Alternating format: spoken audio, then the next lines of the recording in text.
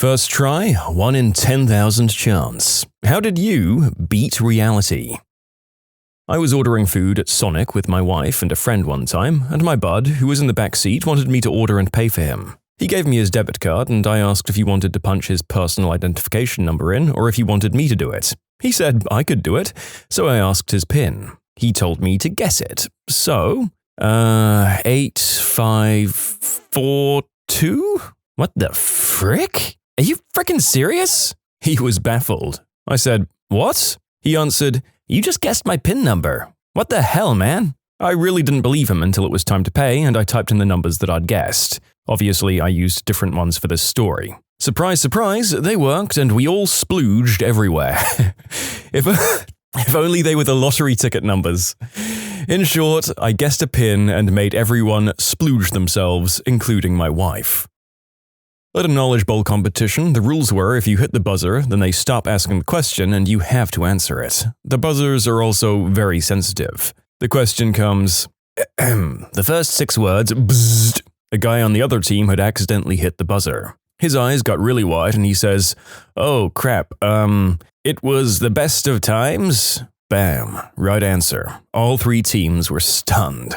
Oh boy, I love Quiz Bowl for that. I was at a competition in high school and we were winning handily. So we were getting a little cocky and pretty much competing against our teammates rather than the other team. As a result, buzzers were being hit earlier and earlier. Finally, the questioner starts off with, this character, and I buzzed in. Out of nowhere, I threw out, the big bad wolf. The questioner looked at me open-mouthed, and our team celebrated like only a bunch of nerdy high schoolers could. Early in our relationship, my husband and I took a walk on a clear, starry night. He put his arm around me, looked up at the stars and said something like, I love you so much. If I could, I'd make a shooting star just for you to wish on. Right there. And he pointed at the sky. Immediately afterwards, a shooting star appeared exactly where he'd pointed. I'm not bullcrapping you. I had to marry him because clearly he was some sort of wizard. I mean, that guy is clearly able to cast 9th level spells like Meteor Shower, so it was probably in your best interest to accept the ring and avoid provoking his arcane wrath. Yes. I was picking up lunch for my office. As opposed to looking for parking, I found a meter that was right in front. I never use meters if I can help it, mostly because I don't have any change. So I park and run inside, hoping this lunch pickup would take just a minute. This restaurant was notoriously speedy. Of course, this one time they were running late. And of course, in the split second I turned my head, a bicycle cop finds my car and starts writing the ticket. I run outside and start weaving a tale about how I definitely put money in, and I'm so surprised it ran out so quick, and to please just look the other way this once. The cop looks at me and the conversation goes as follows. Once I start writing, I have to give the ticket. Oh, come on, I definitely put in money and it ran out so quickly. Well, did the meter fail? That's the only way I can tear up the ticket. Yes, it failed. That's what happened, of course. Prove it. Figuring I had nothing to lose, I said sure. I had to run inside the restaurant to get change, because I had none in the first place. I got a dime and ran out to the waiting cop and say, watch this. As soon as my dime goes into the meter, the screen flashes, fail. There was absolutely nothing wrong with this meter before I put that dime in. I figured I lied so hard that I changed the universe. The cop tore up the ticket. In short, I told the cop that a perfectly fine parking meter would fail, so he'd tear up my ticket. When he asked me to prove it, I did, and the meter failed. I had an icebreaker for an attractive girl I saw. The icebreaker was to guess the date of her birth and say I'm an expert. This obviously shouldn't work, I've never tried it before. So I guessed June 24th. What do you know? Spot on the date. I called bullcrap and she showed me an ID. It was the correct day. Luckily, she didn't think I was a creep. She could probably see on my face that my mind was blown. And I've never tried that trick again, so I have a 100% success rate at guessing attractive women's birthdays. I was between 6 and 8, I can't really remember specifically, but I was at a baseball game with my parents, and for some reason I made a bet with my father that the next hit would go straight back at the pitcher. It did, and my father fulfilled his part of the bet and gave me $1. I was so rich back then. I'm in Canada. I was 15 years old and came home from school for Christmas break. My mother said, "You will never guess who we got a Christmas card from." And I said, "That little motel we stayed on our way to Detroit last summer." And she stared at me in disbelief. I was right, but I don't know why I thought of that.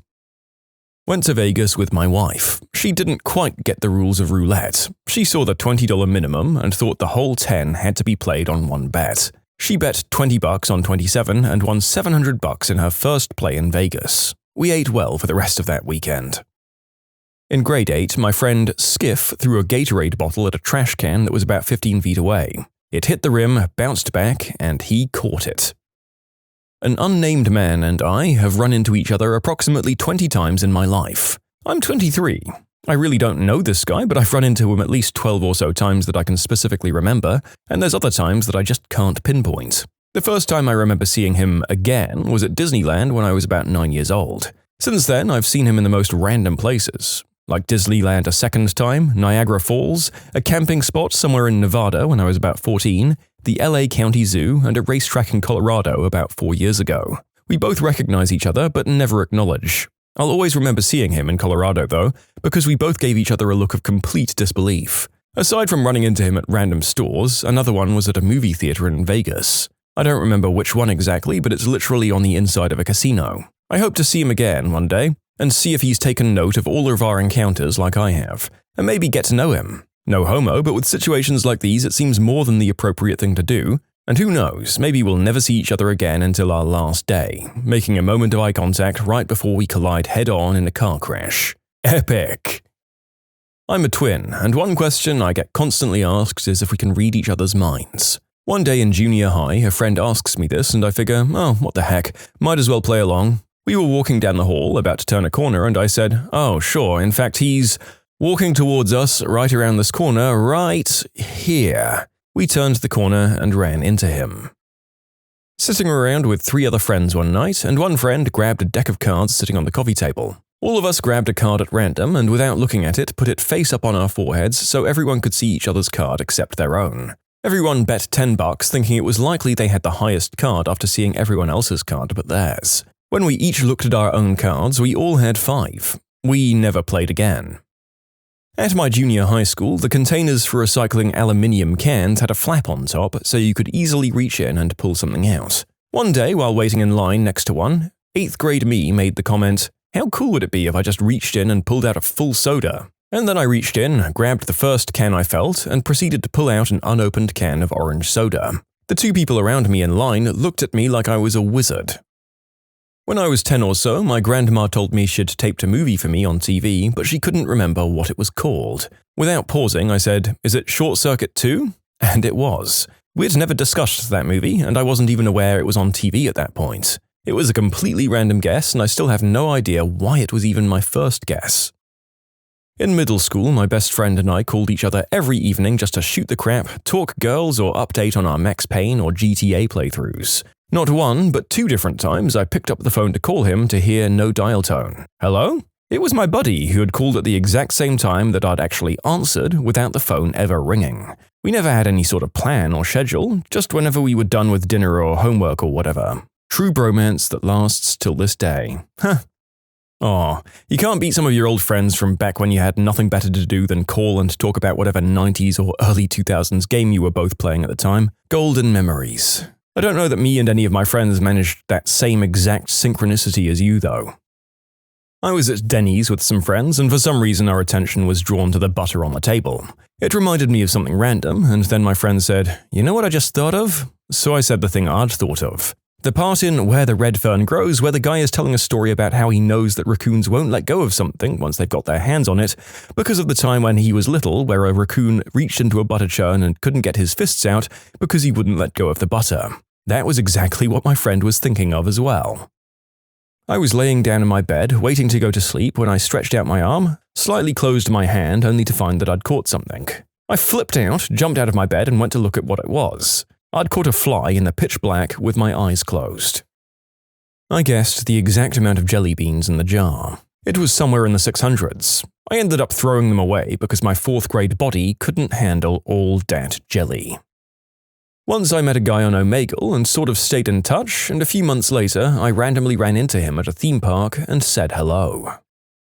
When I was in 7th grade, our teacher drew names out of a hat to decide the order that each student would give a presentation. I turned to a friend and said, I bet you're going to be called first. Sure enough, he was. I then guessed the next person that would be picked correctly, and then the next, and the next. At about the 6th person, the teacher kinda clued in that I was somehow saying the names of kids that would be picked out just before she picked them, so she kinda looked at me with a "what the frick" look. After about the 10th name, I started to get them wrong, but the odds that I got that many correct in a class of 25 kids was 25 factorial divided by 15. Or 1 in 11,861,676,288,000. You can submit your own stories to be featured here on the channel. The story submission link is in the description below. Don't forget to subscribe to Am I the Genius? Recently, I was playing poker with some friends. I had the queen with 10 of spades in my hand. Then after the first 3 cards, the king, ace, and jack also turned up. So yeah, royal flush. I was then accused of cheating. So it was given to someone else to shuffle, and another royal flush came up for me, this time with hearts. And the chance of 1 is about 1 in 2.5 million. So what I got is about either 1 in 5 million or 1 in some ungodly number. I got a chick on Omegle once. 3 friends and I moved into a new house in my 3rd year of university. We decided to check the ADT alarm system and if it still worked because we lived close to some housing projects and crime was pretty bad in the area. After pushing the panic button, the alarm started wailing out and we had no idea how to stop it. We looked around for a pin written down somewhere, then called the landlord, but nothing. Eventually, we called the ADT and they said since the contract's expired, they can't do anything. We also tried flipping the main power off, but it must have had its own power supply. So I did the only thing I could think of. I started jabbing at random numbers on the keyboard, hitting doubles every 3rd time. After about a minute, the alarm cut off. It was probably a 5-digit pin, not bad considering the odds. I went to a friend's house one day a few years back and said, I found the coolest movie at the DVD store today. His response was, let me guess, Altered States. He was right. We'd never before discussed that movie and weren't even aware that the other one even knew about it. Then he got mad because he'd been looking for it for years, and the only reason he'd suggested it was because it was kind of a personal inside joke for him that he could never find it. This was pre-Netflix and the streaming era. The fact that I totally ended up gloating about having found it kind of rankled him. I didn't tell him that the store actually had 2 copies. Instead, I went back, picked up the 2nd copy, and gave it to him as a present. My dad works at the Federal Reserve in Washington, and it was Take Your Kid to Work Day. Before we actually got to see the cool crap in the Fed, and believe me, there is some, we all had to sit in this really nice room and get some presentation on the economy and stuff. For some reason, they had someone talking about the environment and crap like that. I was like 8 or 9, I didn't even care. She asked how many gallons of water are wasted from a leaky sink each year, and I randomly raised my hand and said, 52. She was all like, yeah, good job. A future environmentalist here. But I don't even know why I raised my hand. I hadn't even listened to a single word she said. The witch gave me a stress ball shaped like the earth. Best day ever. Was eating a bag of coconut M&Ms one evening on my couch with my wife sitting in a nearby chair. I reached into the bag and pulled out like 5 random M&Ms and they were all brown. I showed it to my wife and she disbelieved that I did it randomly. After munching those, I took out another handful and then got 6 green ones this time. I decided that she wouldn't believe that any more than she did the first time, so I kept it to myself. When I was about 4, 25 years ago, my mum was doing dishes and I looked up at her and said, "The phone's going to ring." Within 4 seconds, the phone started to ring. I used to attend a week-long D&D summer camp every year, and at this camp I was known for always wearing a Legend of Zelda baseball cap. Because of this, whoever was the dungeon master for my group at the time would put Zelda references into their campaign.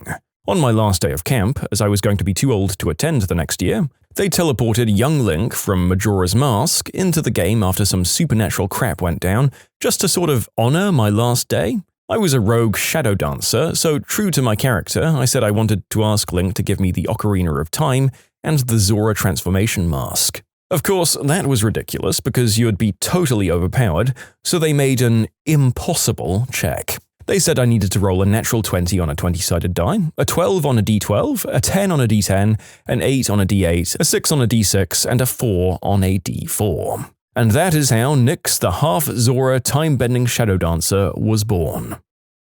I won a game of Trivial Pursuit when I was 8 playing against 5 adults. Flawless victory. Didn't miss an answer. They didn't let me win either. Somehow every question was something I'd just heard a couple of days before. like the first name of the Wolfman from the classic MGM movie, or how many rings are on an archery target. So you're saying this was like your Slumdog Millionaire situation? I really hope this was like the lowest stakes version of the Slumdog Millionaire situation imaginable. It feels like the inevitable heartless low-effort remake that we all deserve. It was an extra credit question during a quiz in junior high. The teacher asked me what the height of the Sears Tower was. I was spacing out and just threw the numbers out there, and was right. The other kids looked at me like I was a witch. Also, I was 8 and somehow knew the answer to who wrote the book Roots. I answered, somehow because the name was linked in my mind. I don't know how I knew. I wouldn't know the answer now unless I looked it up. Very similar, down to the exact odds, right after the iPod Touches first came out, my friend had one and let me look at it, but it had a passcode lock. I held it for a moment, guessed completely randomly at the passcode, and the iPod unlocked. I didn't even know what numbers I'd typed in, but it felt sort of like an instinct when I typed it. I wasn't able to get it a second time. I think it's that I'd seen him open it and subconsciously knew what his code was, but when I focused to try a second time, I couldn't consciously remember what it was. I still felt awesome after that, though.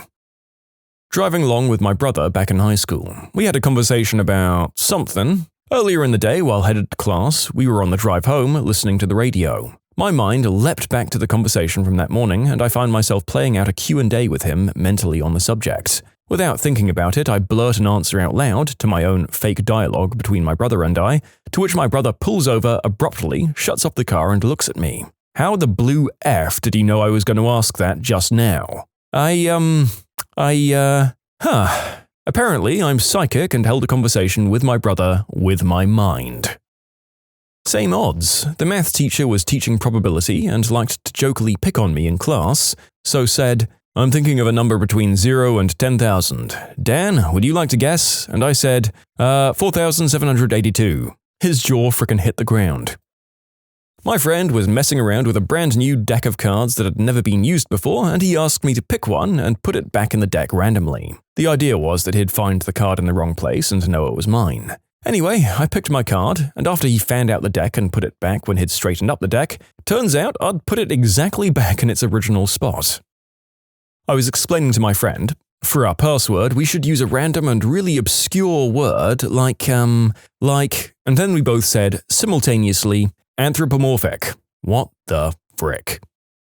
Bought a big container of assorted change to the store with the intent of putting it in that machine that counts it and gives you the receipt for that amount in cash. I then shop around a little, buying bananas, apples, and some canned things, and maybe some ice cream. I go to the cashier, she scans all of my items, and they add up to $27.96. I give her my receipt for the coins from earlier, and it was also exactly $27.96. Why yes, I totally did buy a lottery ticket that day, and totally didn't even win a little bit. Some kid threw a rock at my head, I got a funny feeling and tilted my head to the side, and it missed perfectly. They were so impressed that they continued throwing rocks at my head. I was at lunch with some people who I barely knew, and to make conversation we were talking about old cars. The guy says, "Oh, my son just bought a car he wants to restore," and I blurted out, "Is it a 71 Plymouth Satellite?" And he was pretty surprised, but it was only a 72 Plymouth Satellite. I woke up one morning and for some reason I had a song stuck in my head my friend had posted literally years ago, and I'd only heard it the one time he posted it. When I went to get my morning coffee from the restaurant across from my work, it was playing in the background. It tripped me out something fierce. It was Maybe So, Maybe No by Maya Hawthorne. It seems like you had a 50-50 shot. You were either going to guess right or you were going to guess wrong. 50-50. I consistently pull out the required amount of clothes hangers needed to put away my fresh teas. Every single time. When I was about 8 or 9, I was playing baseball on my little league team. I was the center fielder. I wasn't paying attention to what was going on, and I was looking the other direction humming a song. While this was going on, a ball was hit into the outfield and landed right in my glove for the third out. My family still doesn't believe me that my glove just happened to be there. I can plug in a USB stick correctly, first time, at least 60 to 70% of the time. I was watching Jeopardy with my mum, and the show was coming to a close, so up comes the final Jeopardy category. It was a while back, but I'm pretty sure the category was historical items or something to do with the American Revolution. Anyway, my mum, for some reason, decides to guess the answer and question from only the topic. Commercial break, Alex Trebek is back on, and boom, my mother nailed it. The Jeopardy miracle. What's your "'tis but a scratch" moment? And how bad was your injury, really? I got hit by a car my freshman year of high school. I went flying, lost consciousness for a split second when I hit the ground, thank God for the helmet. When I came to, people were all around me asking if I was okay and what had happened. I was like, "Oh yeah, I'm good. I'm just gonna get back on my bike and go now." But I didn't really move. Then people started asking me to call an ambulance and my mum. I was like, "Why? I'm good." I even told my mum on the phone I was still gonna bike home. But as I was saying that, the people around me had started to move one of my legs, and I watched as my foot proceeded to not move. I had broken both bones in my leg completely in half and part of my ankle. Just pure adrenaline and shock. I also vividly remember thinking, is this what it feels like to get hit by a car? Also, the leg wasn't setting right, probably from movement, and the doctor decided to put me on laughing gas as he tried to crack my bones back into place. I was in a stupor laughing as I felt my bones grind. I'm a bartender in a nightclub. One night while I was working, I was pouring a drink while I reached back with my other hand to open a fridge, and that's when I heard a pop and got a huge pain in my back and shoulder area. The pain was pretty bad, but I was sure it was a pulled muscle and there wouldn't be much point in seeing a doctor other than getting meds. So I waited. I fought through the pain, which was so bad at times it was making it hard to breathe.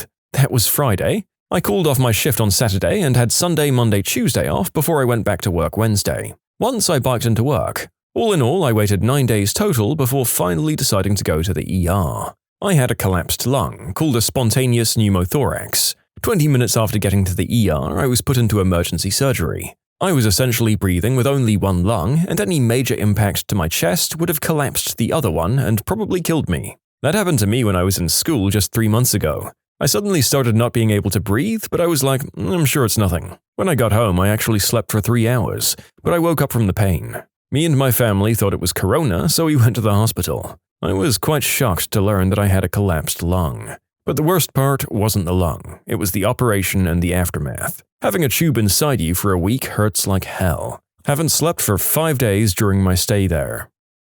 I got hit by a car while riding my bicycle, flew through the air, bounced off his windshield, breaking his windshield, my helmet, and 2 vertebrae. Then I lay on the ground where my kneecap shattered and bone was sticking out of the skin. As I lay there in shock, unaware of how badly I was injured, I thought, I might be able to get on my bike and ride home.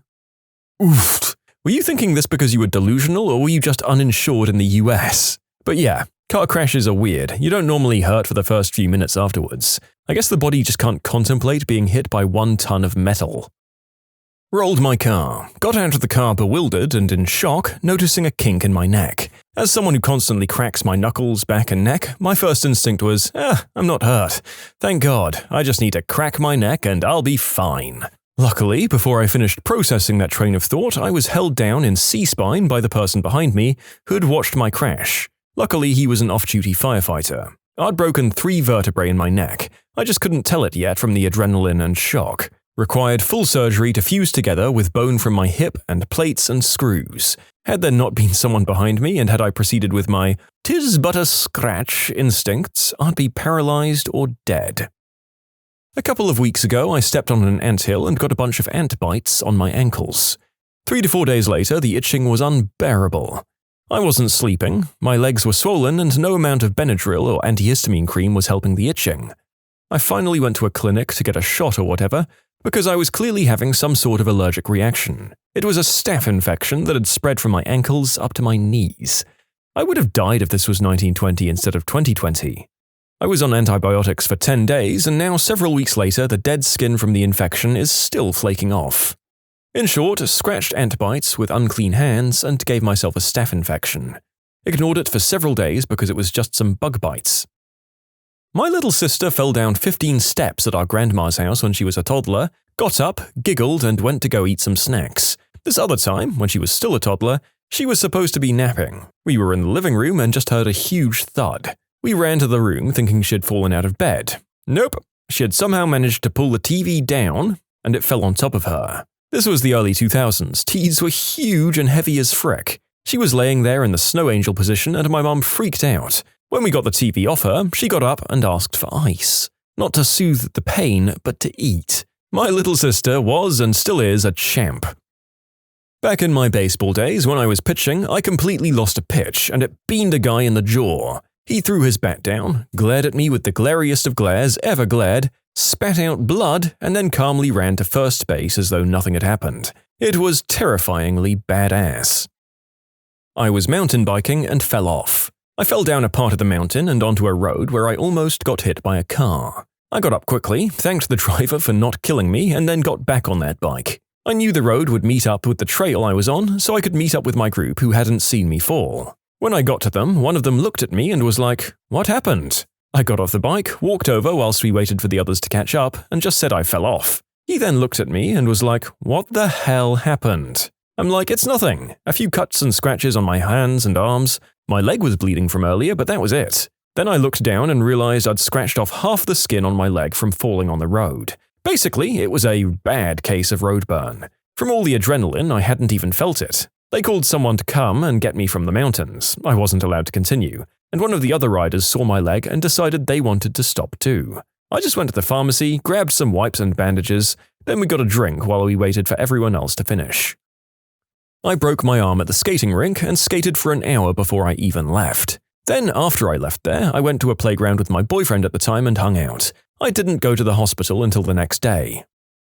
A few years ago, I was sick. It wasn't fun, but it was only a bug. I'd be okay in a couple of days max. I started to get an unusual pain in my abdomen as the day wore on, but to me it was just a side effect of all the throwing up I'd been doing. I spent the night in the spare room for 2 reasons. 1, because I was so frickin' hot, and 2, so that in case I needed to get up, I didn't disturb my partner, who'd be getting up early for work. I managed to get an okay night of sleep, with the vomiting having stopped, but I still felt like crap. When my partner came to see me before he went to work, he asked how I was. I still felt terrible, but it was a tummy bug. I wasn't going to be instantly better. That sharp pain was still there, though. On hearing that I was still in pain, he insisted on taking me to the hospital. I didn't think it was all necessary, but I was too exhausted to argue. When we got to the hospital, I made damn sure the person at the front desk knew I thought this was a waste of time. After a lot of prodding and questions about if I was pregnant, it turned out my appendix was in the process of rupturing. I got blackout drunk while camping and fell hands first onto the grate that had been over the fire for hours. My wife and friends were all freaking out, thinking I definitely had third-degree burns. I came out of my blackout in the bathroom with all of them trying to wash my hands in cold water. When all the soot came off, I was somehow completely unharmed. Since then, I've been known as the Unburned. I'd like to thank this Targaryen for writing into the channel. I'm sorry that your family haven't been in a good episode of TV since Season 4 of Game of Thrones. I broke my toe running up the stairs, and I ran back down the stair thinking I'd just stubbed it until my toe then turned purple. A couple of years ago, my mate broke my nose in class, and the teacher told me to be quiet. My first job was as a butcher, and I came into work one day with a raging hangover. I sharpened the knives, they were the crap ones that went blunt all the time, and then I immediately proceeded to cut my finger open. I thought nothing of it, went about my shift, and when I got home I put a proper dressing on it. I found out it was as deep as the bone, and I wouldn't get feeling back in the end of it for literally years. When I was very young, I pulled a tablecloth and managed to dump a freshly boiled pot of tea all over myself. I got rushed to the hospital. My skin was red and bubbling. I should have been in floods of tears. Instead, I proudly pointed to my ruined skin and proclaimed to the paramedic that I did that. Over 30 years later, and I still have some scars, but I'm definitely no longer that hardcore. My teacher said that one time she was in college and she was in a classroom and her foot was stuck on something. So she just yanked it back and was fine, but she was looking up the whole time. Then she got back to her dorm and took off her shoe. It was soaked in blood and her foot was stabbed by a loose piece of metal. When I was a small idiot child, I had a habit of gripping door frames when walking through the door. I did not discriminate between the latch side or the hinge side. Door got closed and my fingers got crushed in the hinge, to the point where there's dark purple lines across them and a tangible groove. My mum started completely freaking out over the injury, but I, the brave little idiot that I was, saw the distress that she was in at what had happened, put on my bravest face, with my eyes welling up in tears from the pain, and said, "Don't worry, Mummy, it'll heal." I was right, it did, but still. I broke my wrist while snowboarding, stuffed some snow in my glove and did a couple more runs. I walked under a pine tree barefoot and stepped on something that mildly hurt. Went back inside and I was cleaning my bathroom. Then I looked in the mirror and saw whole bloody footprints covering the floor behind me in a line down the hall. For a minute, I thought I was being haunted or something.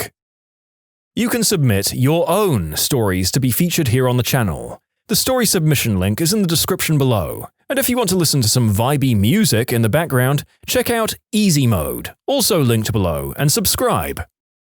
I was making a ninja mask.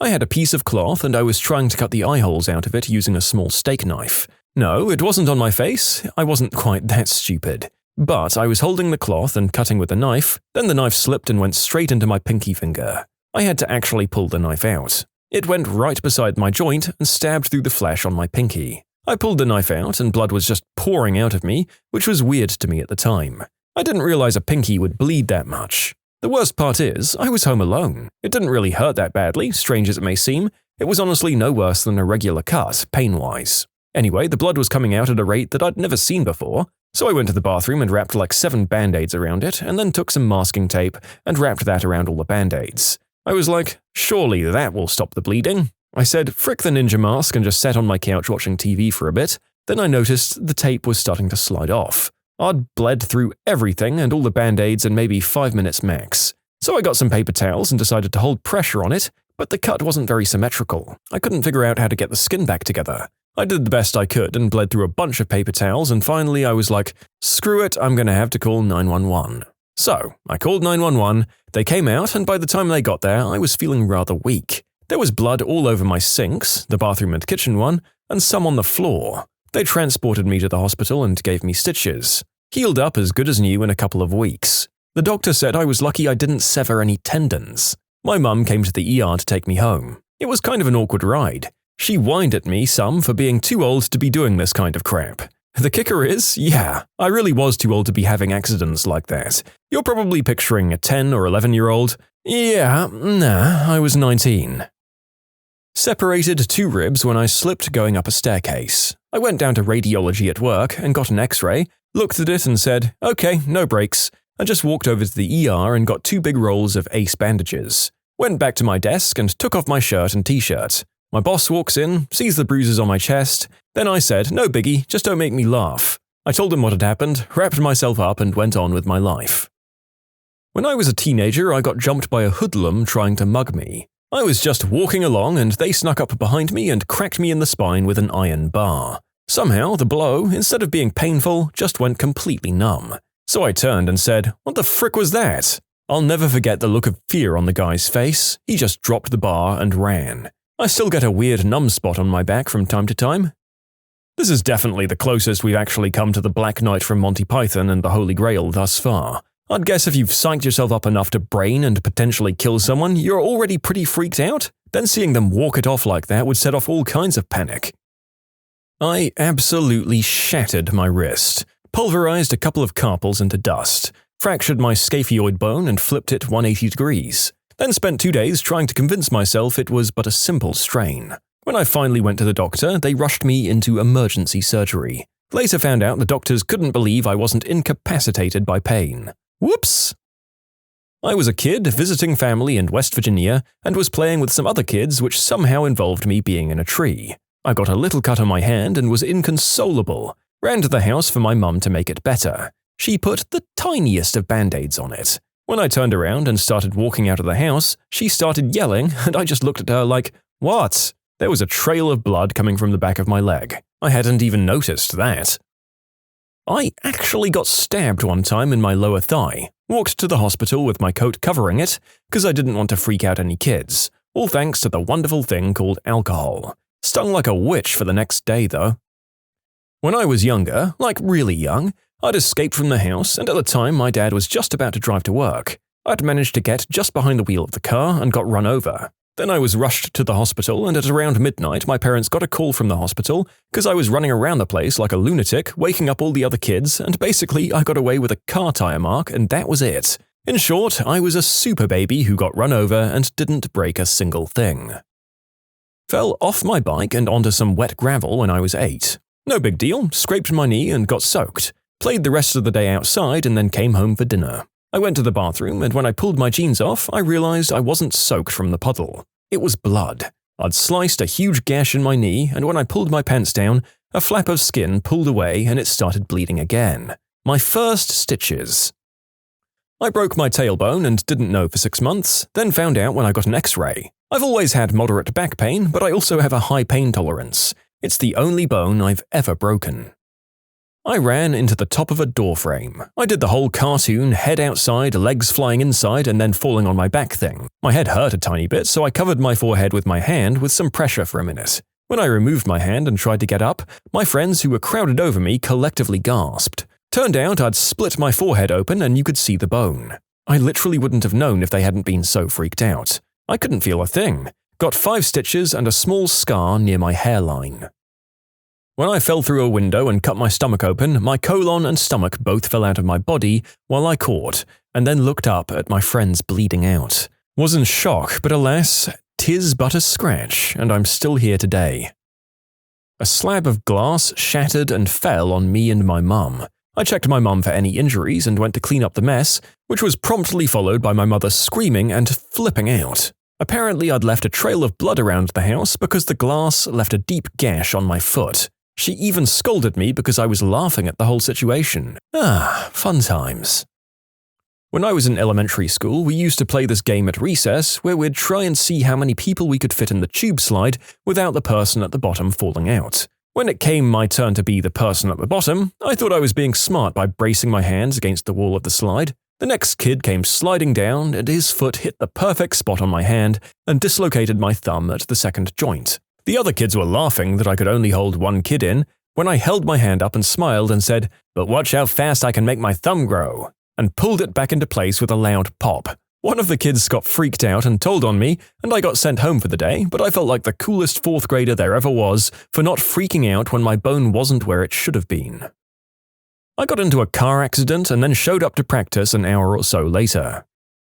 One of my students, I'd impressed upon them that there would be no late work unless hooked up to tubes in the hospital. It was their research paper final in the pre-digital submission days. There was a college freshman who'd been given a ridiculously fast car by parents who'd also chosen a ridiculous acid green color. His car stood out. Another kid in the class on his way to class said he saw the ridiculous car smashed and an ambulance at the side of the road. He stopped and approached. The child owner of that ridiculous car was being loaded into an ambulance on a stretcher and sees the other student. Then yells, "My research paper! Front seat! Get it to her!" This good Samaritan did so and submitted the blood-smudged, bedraggled document. The guy comes to pick it up a week and a half later, in a wheelchair because he broke one leg, sprained the other ankle, and also sprained a wrist. He's been for 20 years my gold standard of handing in your paper. I have to know if he passed that paper. Honestly, getting back a paper covered in viscera that a teacher has also written grades on would just be such a unique thing. That would go on my wall. It would be even funnier if after all it took to get it there, it was an F. A field arrow went through part of my thumb. Lucky you didn't get it in the knee, then you'd no longer be an adventurer. When I was 6, I badly bruised my arm when performing cartwheels and backflips, and at first when I fell it was no big deal until my arm was swollen and I couldn't bend it. I had to wear a cast for a few weeks.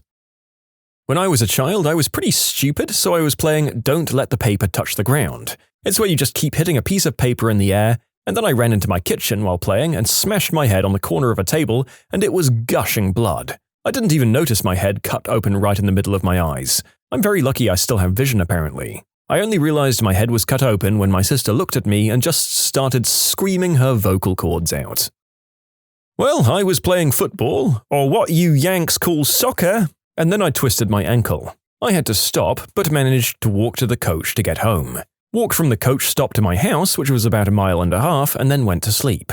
I woke up the next day and my ankle was the size of a grapefruit and I had to call an ambulance due to quite severe pain. The medical examiner assumed my ankle was crushed by a very heavy object as I'd fractured 5 bones, broken my leg, and had extensive cartilage and ligament damage. I've been told now that I'll never heal to 100% again. 3 years later and I still have pain and my foot goes numb all the time. And this happened 2 weeks after when my first cast was removed.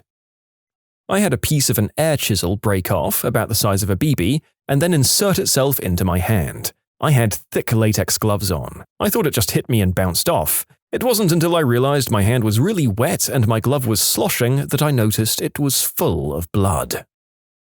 What's the cruelest prank you've ever seen that went way too far? 20 years ago, a friend of mine was prank kidnapped on Halloween, driven to a cornfield and left tied up and blindfolded for an hour. It wasn't funny. The friends that did this to him actually got some time in prison. It was just a regular kidnapping.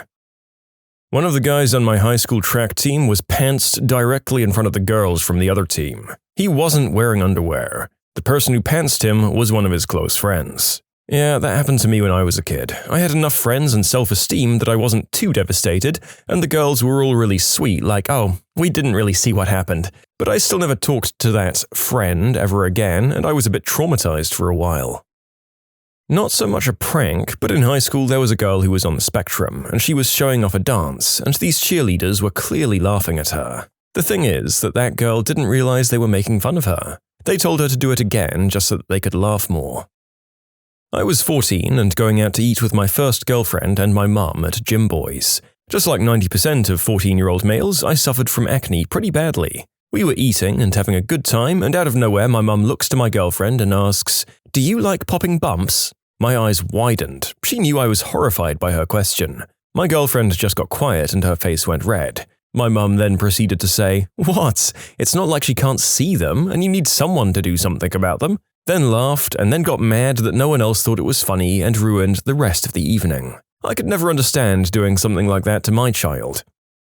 There was that YouTube family that was like Daddy of 5 or something, where one of the kids was literally just ridiculed for the entertainment of strangers constantly. They'd do horrible stuff to this boy and then say it was a prank for the channel, and he'd be absolutely destroyed and scream that he hated YouTube. Anything done as a prank for YouTube? I mean, it's almost as bad as just child mistreatment pranking for YouTube.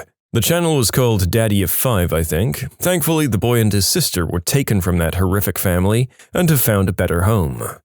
As these suggestions often do, this one sent the narrator on a Google search binge, and my god, these parents on this channel ended up under supervised probation after they took a plea deal, and rightfully so. They treated their kids downright awfully.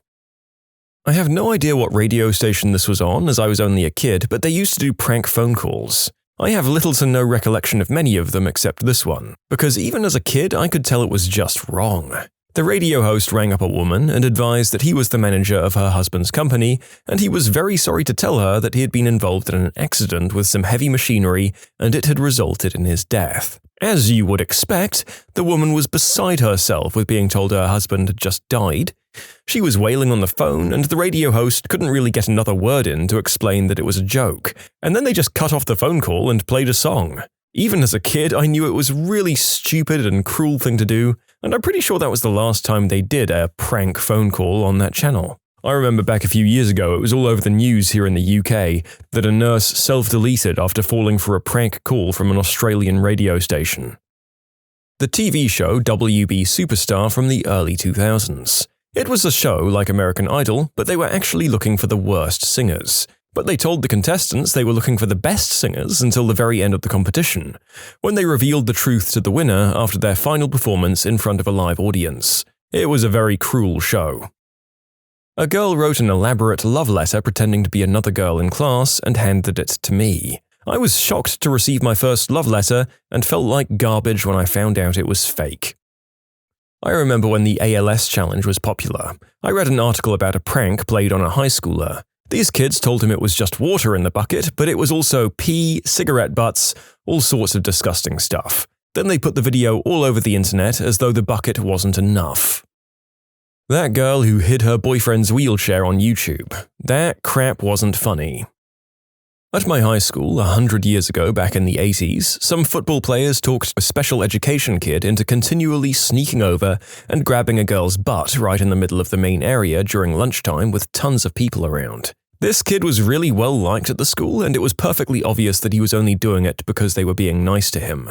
Luckily, the girl who was the victim talked to him really calmly and explained to him it wasn't something nice to do, and that the kids who seemed nice were actually being mean to him. If I recall, the kid's teacher wanted him to go back to eating lunch in his class, but lots of students talked her down, and there was never another incident. He was still well liked, the girl who was pranked was a really popular and successful student, and while I didn't know her, because she was a couple of years ahead of me, I knew enough about her to say with confidence that she had a great career ahead of her. Don't think anything happened to the football players. The story has stuck with me because, 1, the cruelty of the prank, based on manipulating a kid not able to understand he was being used, and 2, the poise and maturity of the girl who didn't get angry with the kid, even though it happened to her in front of half the school.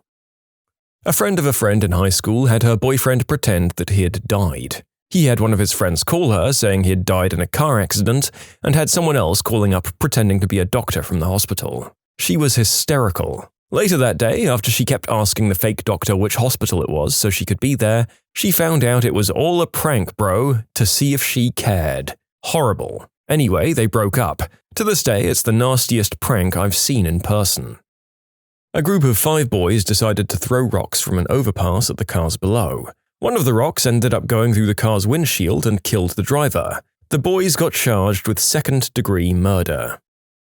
Darren Brown, the English illusionist, did a TV show some years back. Long story short, he convinced a young lad who'd got really drunk the night before that he'd killed a girl. They set him up so badly. Psychologically, it looked like they'd broken this kid's soul, to the point where everything they'd set up, like the actors, the fake police, it made the lad so convinced he'd killed someone that he handed himself into the fake police station and admitted to a murder. I'll never forget the one tear trickling down this kid's face in the devastation at what he thought he'd done. Then bloody Darren Brown appears from behind a screen like, surprise! It was frickin' cruel and it stuck with me for a long time.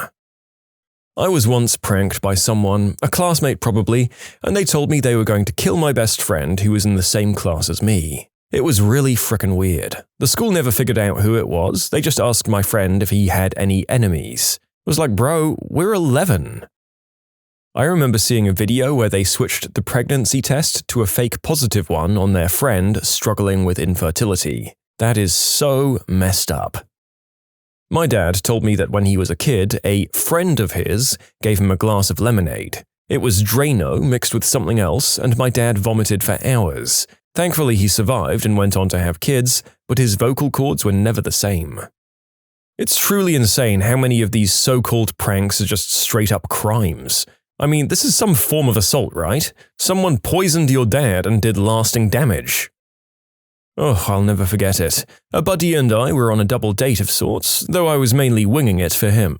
The girl I was with, let's call her Kay, shared a heartbreaking story she thought was absolutely hilarious. In high school, Kay and her fellow cheerleaders invited the most ostracized girl in their class to a party as a joke. Said girl was overjoyed and couldn't believe it. She was dirt poor though. She ended up buying a new pair of overpriced jeans for the party, and it was obvious. She showed up with some of the tags still on them because she'll have to return them the next day. The cheerleaders notice and begin to plot. The 4 of us are sitting at dinner as Kay continues to relate what happened, laughing in fits the whole time. Someone spilled an entire glass of red wine on a love seat at the party. Kay immediately sits down opposite the spill and beckons the poor girl to sit down next to her to chat. The girl does so and immediately ruins the overpriced jeans. Everyone laughs as she runs out the door in tears. Kay casually finished the story as a sizable lump formed in my throat. Sometimes it's the small, sharp cruelties that cut the deepest.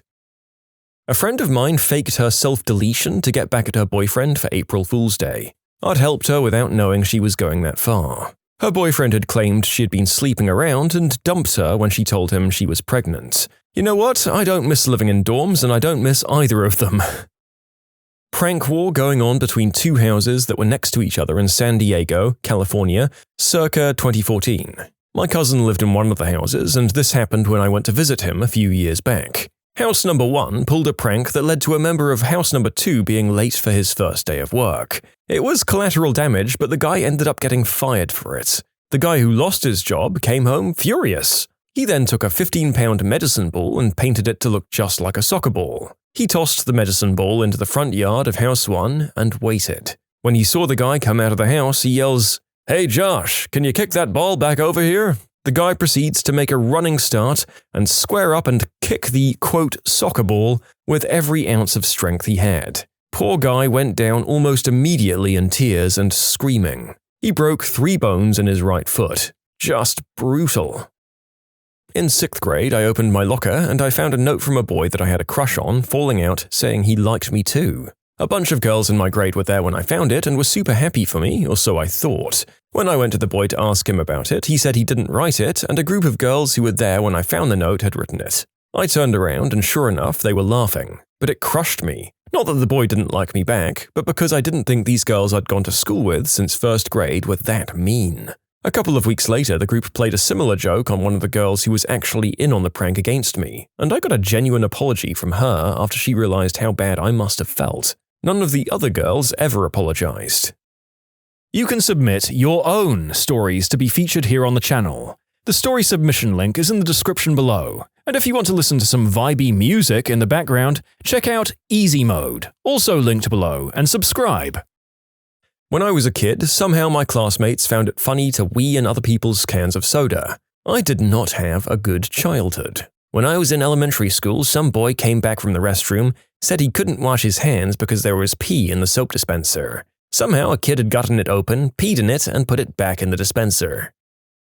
Someone asked a guy to be her boyfriend. She said yes, and the next day she invited all of her friends to tell him that she did it as a joke. This happened to me. I got the courage to ask her out in junior high, and she said yes. I took her to a movie and asked her if she wanted to be boyfriend and girlfriend, and again, she said yes. She carried on like we were dating, saying things like, "I'm so happy we're finally together." The girl would walk around holding my hand in school and I was in heaven. I couldn't have been happier at that moment in my life because I was dating my dream girl. All the popular guys would snicker when we walked by, but I didn't care because I was just too happy. A week or so went by and she was laughing when she said it was just a joke. I've never been so devastated. Just to update on what happened down the road, years later, karma caught up to my then fake girlfriend. She got really into smack and skanked out a bit. She did end up pulling it together, but not until she was well outside the popular pool. As for me, I did have trust issues for quite some time, even through college. But now I'm very happily married to a wonderful woman who's never treated me wrong, and I couldn't be happier.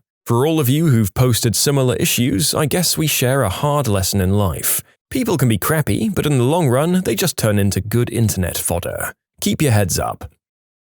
I just got pregnant. Aren't you happy for me? This was said on April 1st in front of a woman who had just lost a baby a month before.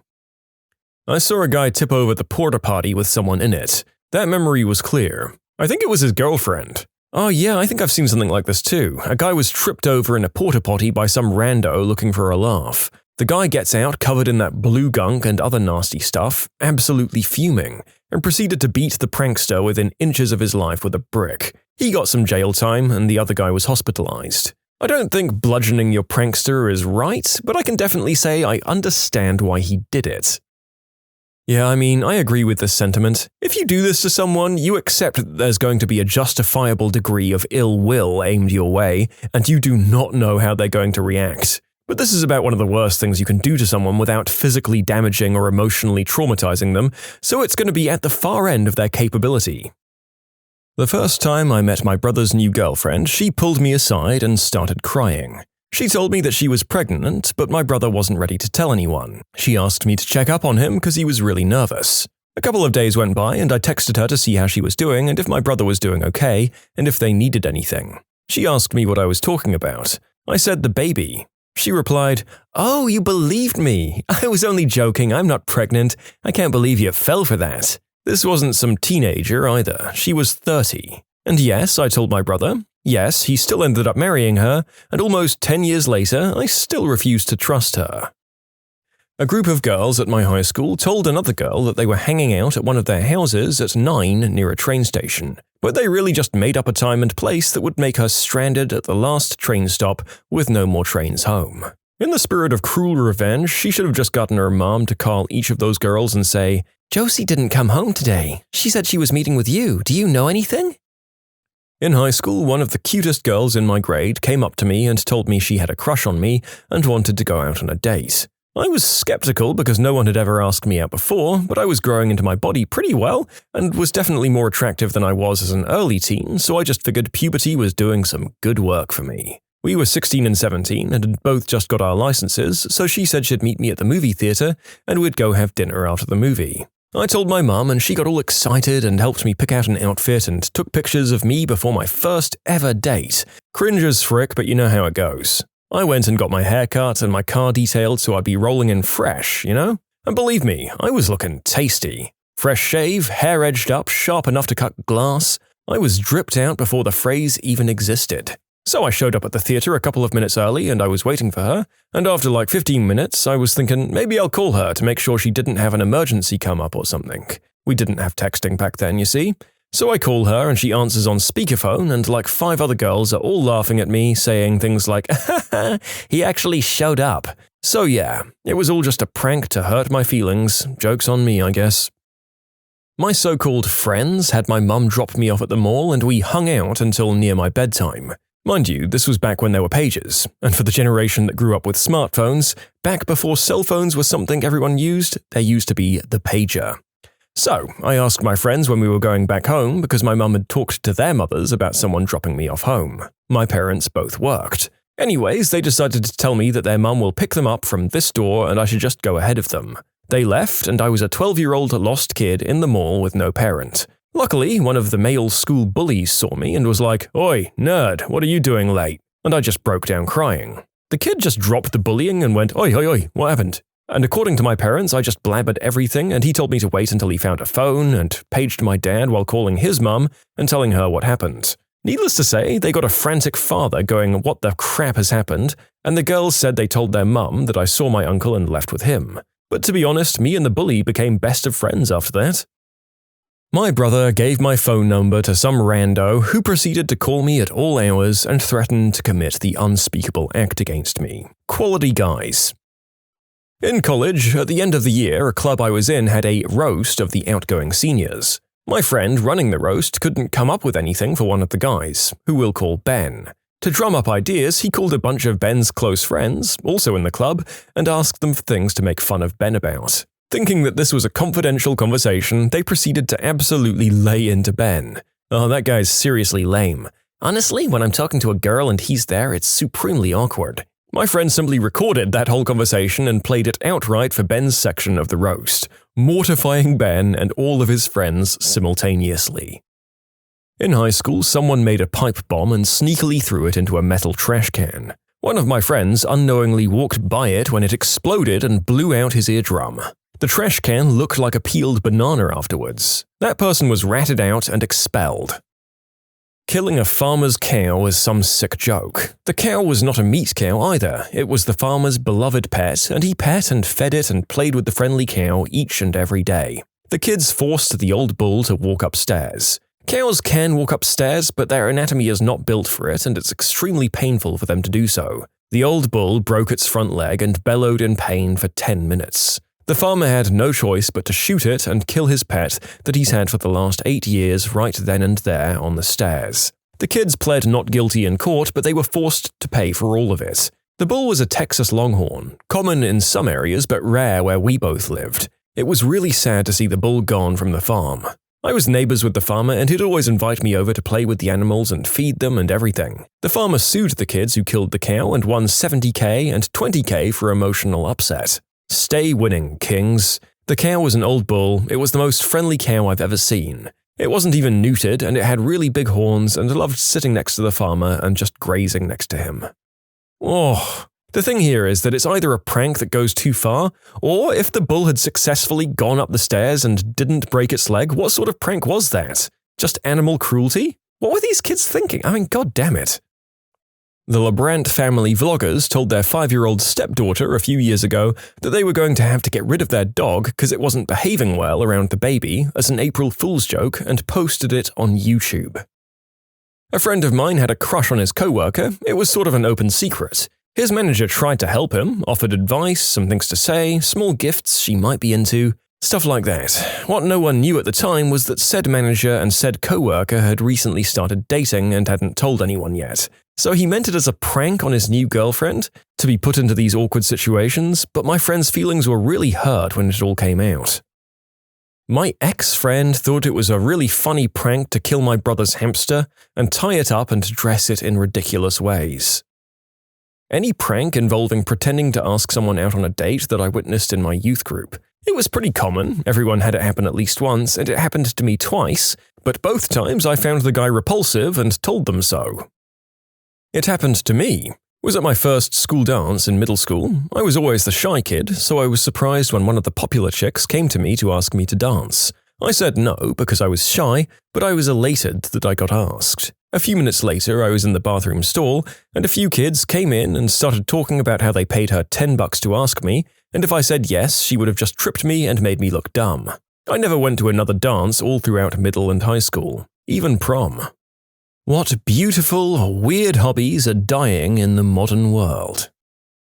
This might be a bit controversial, but since I do this, I'll mention it because that's how I feel. Playing drums. Real drums. MIDI are making us obsolete. Don't get me wrong, there are still applications for live drums, especially if you want the groove or feel of a live drummer, but bedroom music production has just skyrocketed even more due to the pandemic, and not everyone has enough space for a full acoustic kit. Ham radio. I remember as a kid listening to my dad's radio and him always having a good time and genuinely enjoying a good rag chew. I got my license and tuned in to some of the local repeaters. I found some nets with the most depressive things I've ever heard. People talking about their terminal illnesses or how prescription costs are killing them. I'm a coin collector and it is dying. My grandpa collected coins. He always told my brother and I that, "Someday this will all be yours. There's $80,000 worth of coins in there." Well, what a nightmare that was after he died. We learned Grandpa had been buying reproduction coins, repackaging them as collectible or authentic, rare, and then selling them back in the numismatic news for a profit. So anyone who had come to appraise the collection just wouldn't touch it. We finally got all of the counterfeit bullcrap out and the legit collectibles separated. And there were less than 10 grand worth of those. And even worse, my mother decided we had to share it with my cousins and aunt and uncle, even though the collection was promised to my brother and I as the first grandkids. So we got 1 grand apiece. Stamp collecting. It used to be a huge thing, but not anymore. Probably because of the rise of email. Very few people send letters anymore. They have them at estate sales all the time for super cheap. I have my grandfather's collection and I don't have any strong feelings for them. Been trying to find a collector for a few years to give them to. No one around me wants them. Model rocketry. When I was a kid, we all built and glued and fired off model rockets with rocket engines and stuff. This comment made the smell of those rockets come right back to me, and now it makes me want to get back into it. I loved those as a kid. Postcard collecting. I buy a postcard of each place I visit. Some of the places in the world that I visited were very hard to find a postcard in. The hardest country, as we were only there for a day on a cruise, was Dominica. I'm surprised this hasn't come up yet, but china and crystal collections. Another one would be sterling silver, like tea sets, cutlery and stuff. Slot cars. The narrator loves slot cars, but generally once you've gone to the trouble of setting them up, the fun lasts for maybe 10 minutes. They're just weirdly nice to have and see around, but yeah, all of the enthusiasts do seem to be middle-aged or older. Model trains. There's a store in our town square that's been there for like 50 years that specializes in model trains. It's called a train and toy store, but there are almost no toys there. The store is interesting to walk around in if you're not claustrophobic, but he must not sell very much because he can't pay the rent anymore. He's closing and moving out of town to some building that he owns.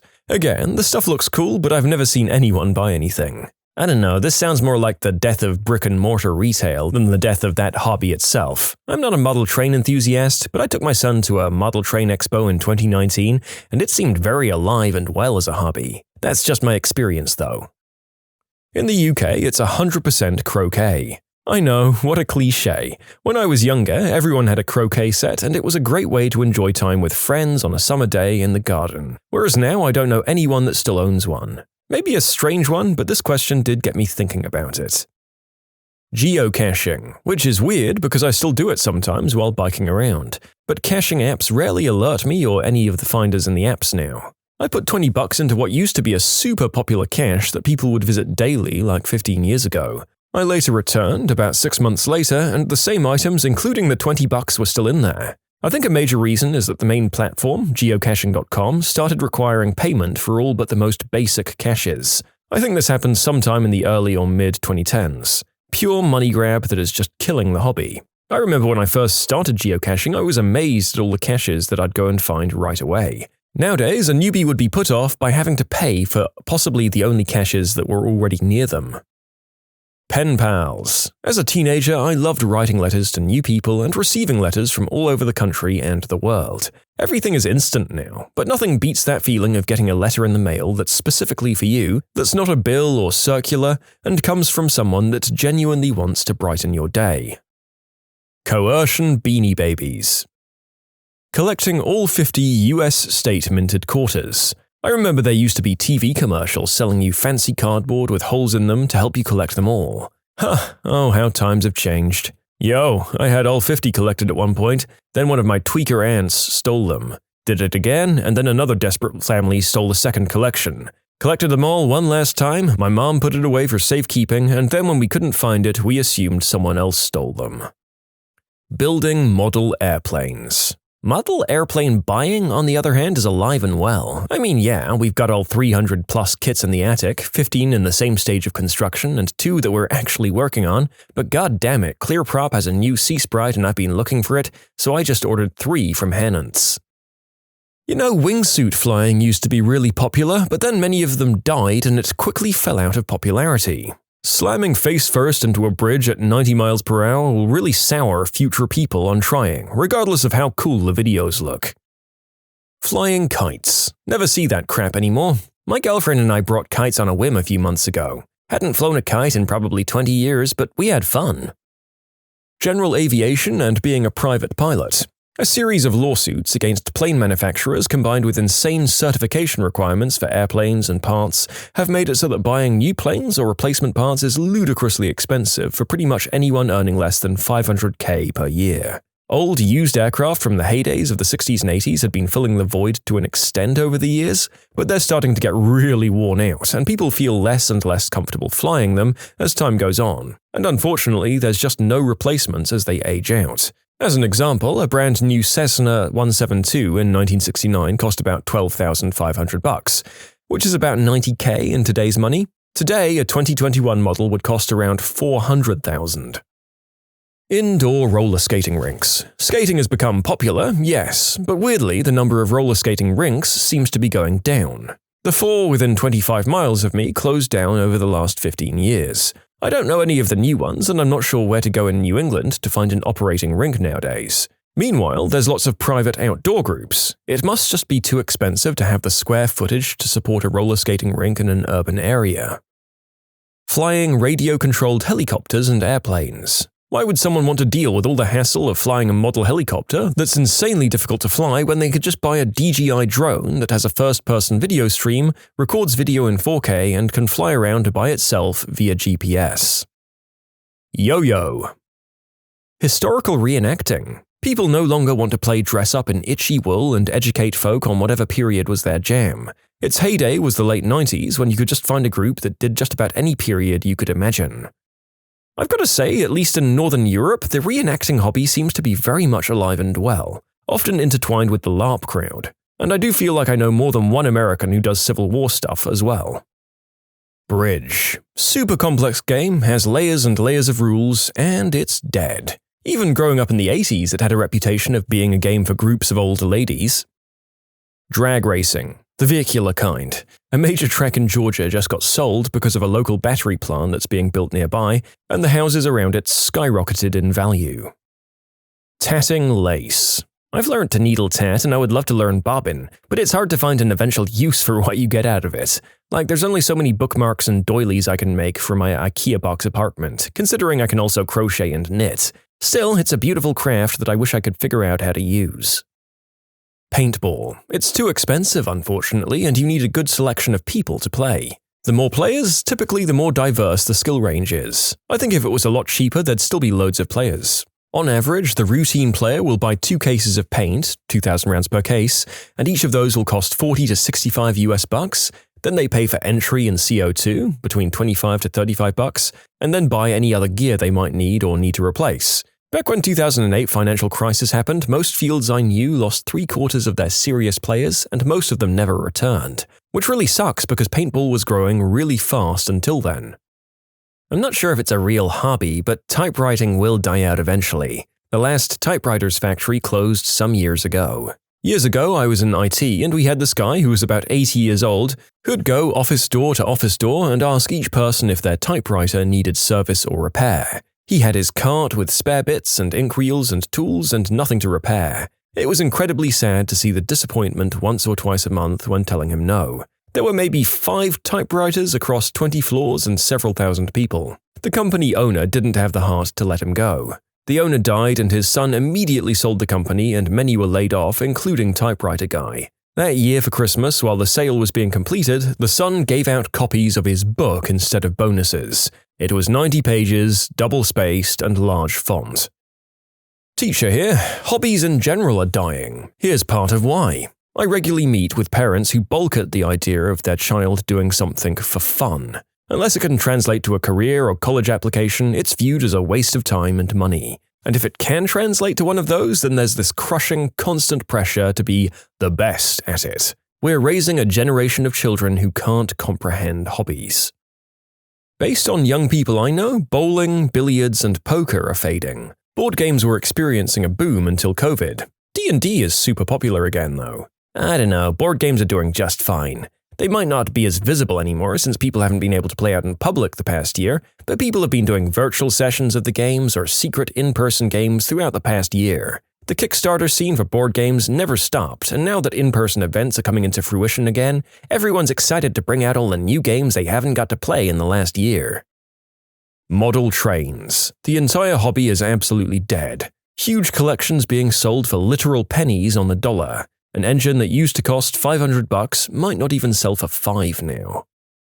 Clubs. The Rotary Club, the Elks, the Masons, the League of Women Voters, all kinds of fraternal organizations. Beyond that, participation in all kinds of civic organizations, churches, labor unions, sports leagues, hobbyist clubs, they're way down from previous generations.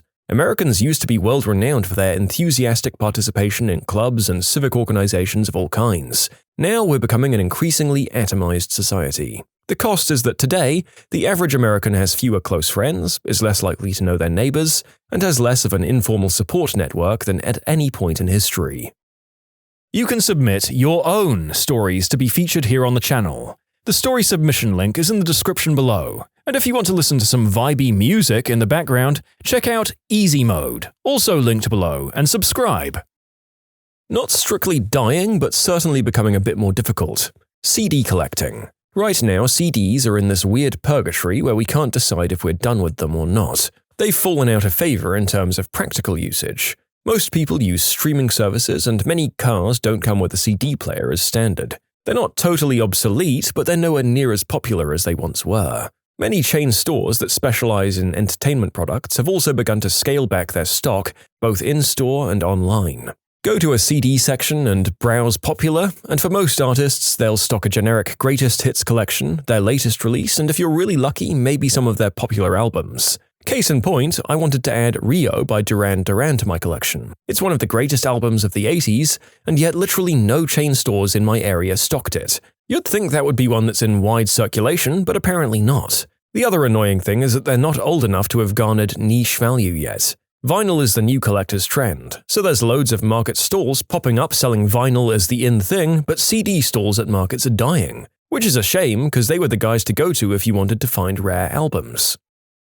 Golf. I read somewhere the other day that the average age of people golfing continues to rise every year. It's too expensive for younger generations, it's not very entertaining to watch unless you really enjoy golf, and it can go extremely long. I'm a young guy who loves playing golf, but goddamn, it's a waste of land and water. Granted, a lot of people these days simply don't have time for hobbies. I feel like the ones who do are indoor things now. For example, video games, writing, card collecting. I know a few people who do calligraphy.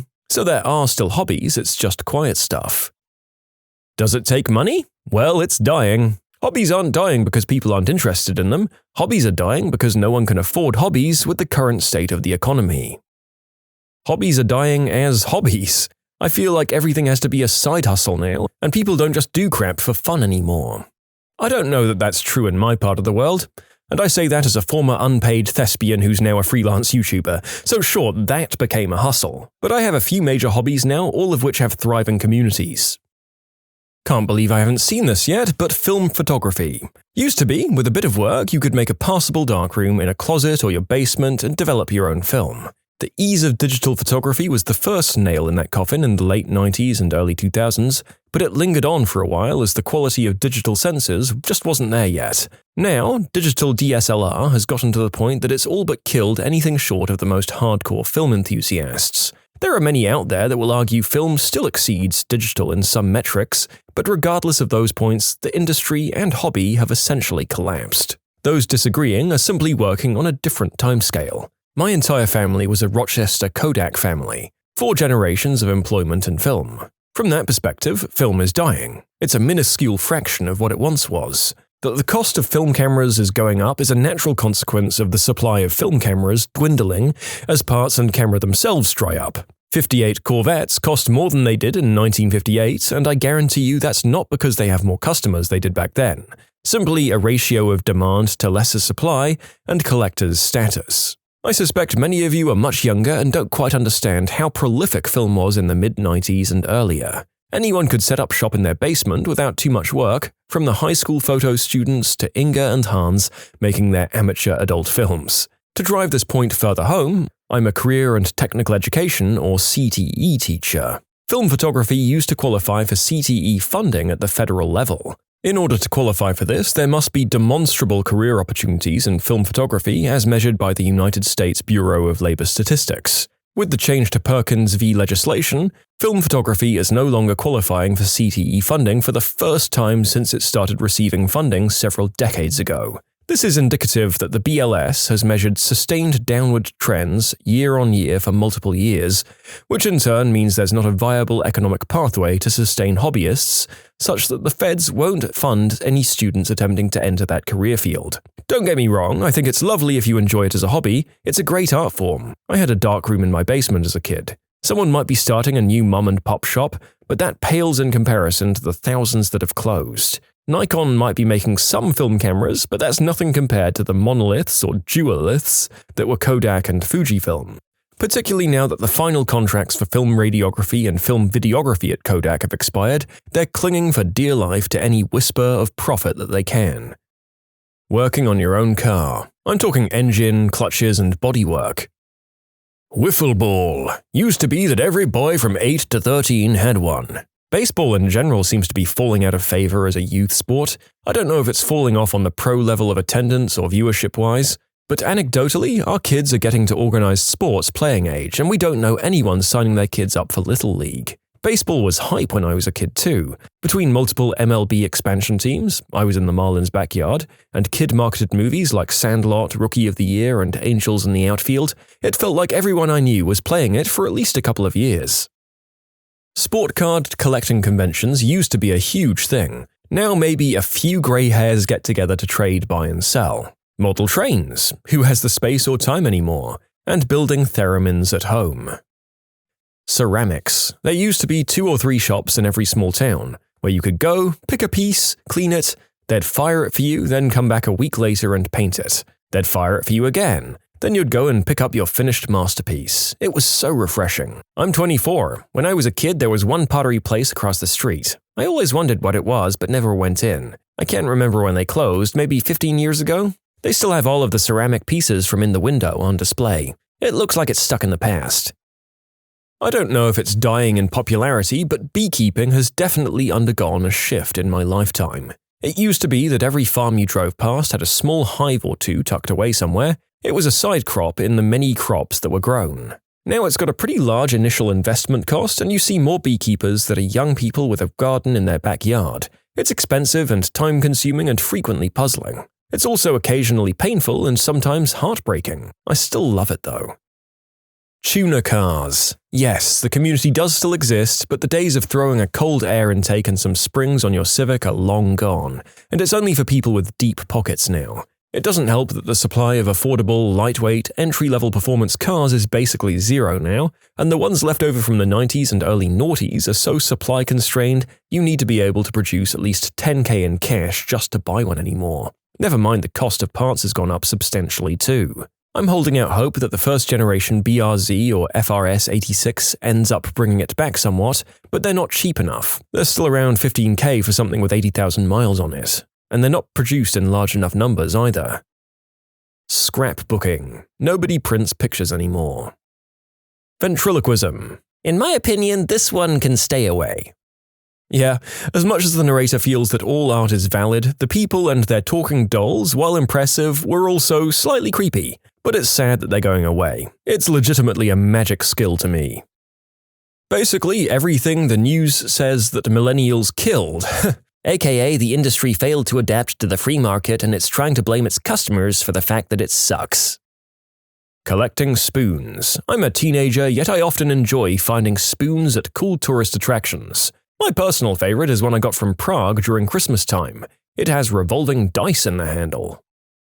I live in Northern California wine country, about 60 miles north of San Francisco, and around here, it's golf. Even though we have a huge footprint of retired people, all of the local golf courses are slowly going under. It might be because a loop is like $120 during the week and $200 on a weekend. Recreational fentanyl use. Most people are answering with hobbies that have a very low influx of new hobbyists, and others are disproving them by showing how much money is still being traded hands in that hobby, which is to be expected when you're talking about a hobby where the most participants are boomers and Gen Xers with more disposable income than us. Prank calls are a dying art form. Pretty soon, kids won't even get it. Nobody picks up their phone for a number they don't recognize. Comic book stores have basically had to load the store up with trading cards, Funko Pops, and tchotchkes to survive, while the actual comic books get cast into a small corner. The Marvel and DC movies might make billions, but it's done zero to increase interest in the comics themselves. DIY wood projects. I was going to build new 23-inch raised beds for my garden this year, but when an 8-foot 2x12 costs $60, my hobby needs professional financing. Square dancing is quite literally dying. Average age of any tip is about 65 or older. Good callers are a rarity. Actually playing trading card games and not just investing in the most hyped set. Swing dancing got really popular for a while in the late 90s. Haven't heard much about that in a long time. Barbershop quartetting. For as long as I've been in the society, the membership prices and convention registrations have always been way too expensive for something you don't even need an instrument for, and there aren't as many conventions a year as I think there should be because it's probably just too hard to justify the administrative costs. There's a ton of us, just not enough to make the scene really shine outside of the really big events. What's the worst way you've seen someone get rejected? I always remember an incident when I was around 11. I was picked to go on this summer camp kind of trip for a week with a bunch of kids the year above me. They were 12 and 13-year-olds. This was because of my good behavior. I was the only 11-year-old. There was a boy I'd had a crush on for a while, and on the first day he asked me to be his girlfriend. Obviously, we were all children, so that doesn't even mean anything. But he kept going for the whole week, sending me notes, hugging me in the hall before we were sent to our separate dorms, and then on our last night I got a note asking me to meet him in the hall. When I went out, the entire group was there, like 35 to 40 kids, all crying with laughter. He announced to everyone it had been an entire joke that the whole group had been in on, and he had never been interested in an ugly teacher's pet like me. As an adult, I'm obviously not remotely upset about the romantic rejection, because I was 11. But the social rejection and the public humiliation aspect was tough. Anyway, I'm 24 now, and he slid into my DMs after high school, and I told him to go F himself, which felt good. This happened in the 6th grade. I was bullied badly throughout elementary school. For reasons I still don't understand, I was made a social outcast by the mean girls. I was walking home from school with one of the cool boys in class who was always nice to me one-on-one, but eagerly joined the bullying otherwise. He told me that one of the girls in class was having a party after school and that I should come. I was so excited to be invited to a party with the cool kids. I went home, told my mum, and rode my bike to the girl's house. I rang the doorbell and the whole group answered. One of them said, "Oh my god, she actually came," and they all laughed. Then the girl whose house it was said, "You can go now," and shut the door in my face. I was too ashamed to go back home and tell my mum what had happened, so I rode my bike around aimlessly, crying, for a couple of hours before going home. I'm 35 years old now, and that memory still stings. I'm so grateful that I had a loving home life and social media wasn't around yet. I don't know if I would have made it through otherwise. Don't be bullies, kids. I was having a party for my 13th birthday. I sent my crush an invite. A week after giving them out, I found a bit of torn paper on the school field. I recognized the color and pattern, then looked up, and there was the rest of it, torn into tiny pieces. The kind of tearing that takes time and effort to get it into that many. 10 out of 10 would not be a teenage girl again. I went out for lunch with the dude I had a crush on. I told him I liked him, and he said, "Are you aware of the concept of the friend zone? My friends and I have laughed about this for years." I thought the friend zone was something that people imagined they were in as a weird coping mechanism to being rejected, not a thing that we actively sales pitched people into being in. Hilarious. When I was 11, the boy I was crushing on said he didn't want to go out with me because I was ugly in front of all of my friends. We ended up getting together in our late teens, and we've now been together for 13 years. He doesn't remember this incident, but he's devastated that he ever said this to me, even as a child. I think that's a reminder of how saying something hurtful to someone like that will stick with the person you said it to for a long time, but the person who said it forgets it with no problem. It's not exactly a rejection, but it was me being completely oblivious and optimistic because a cute boy was nice to me.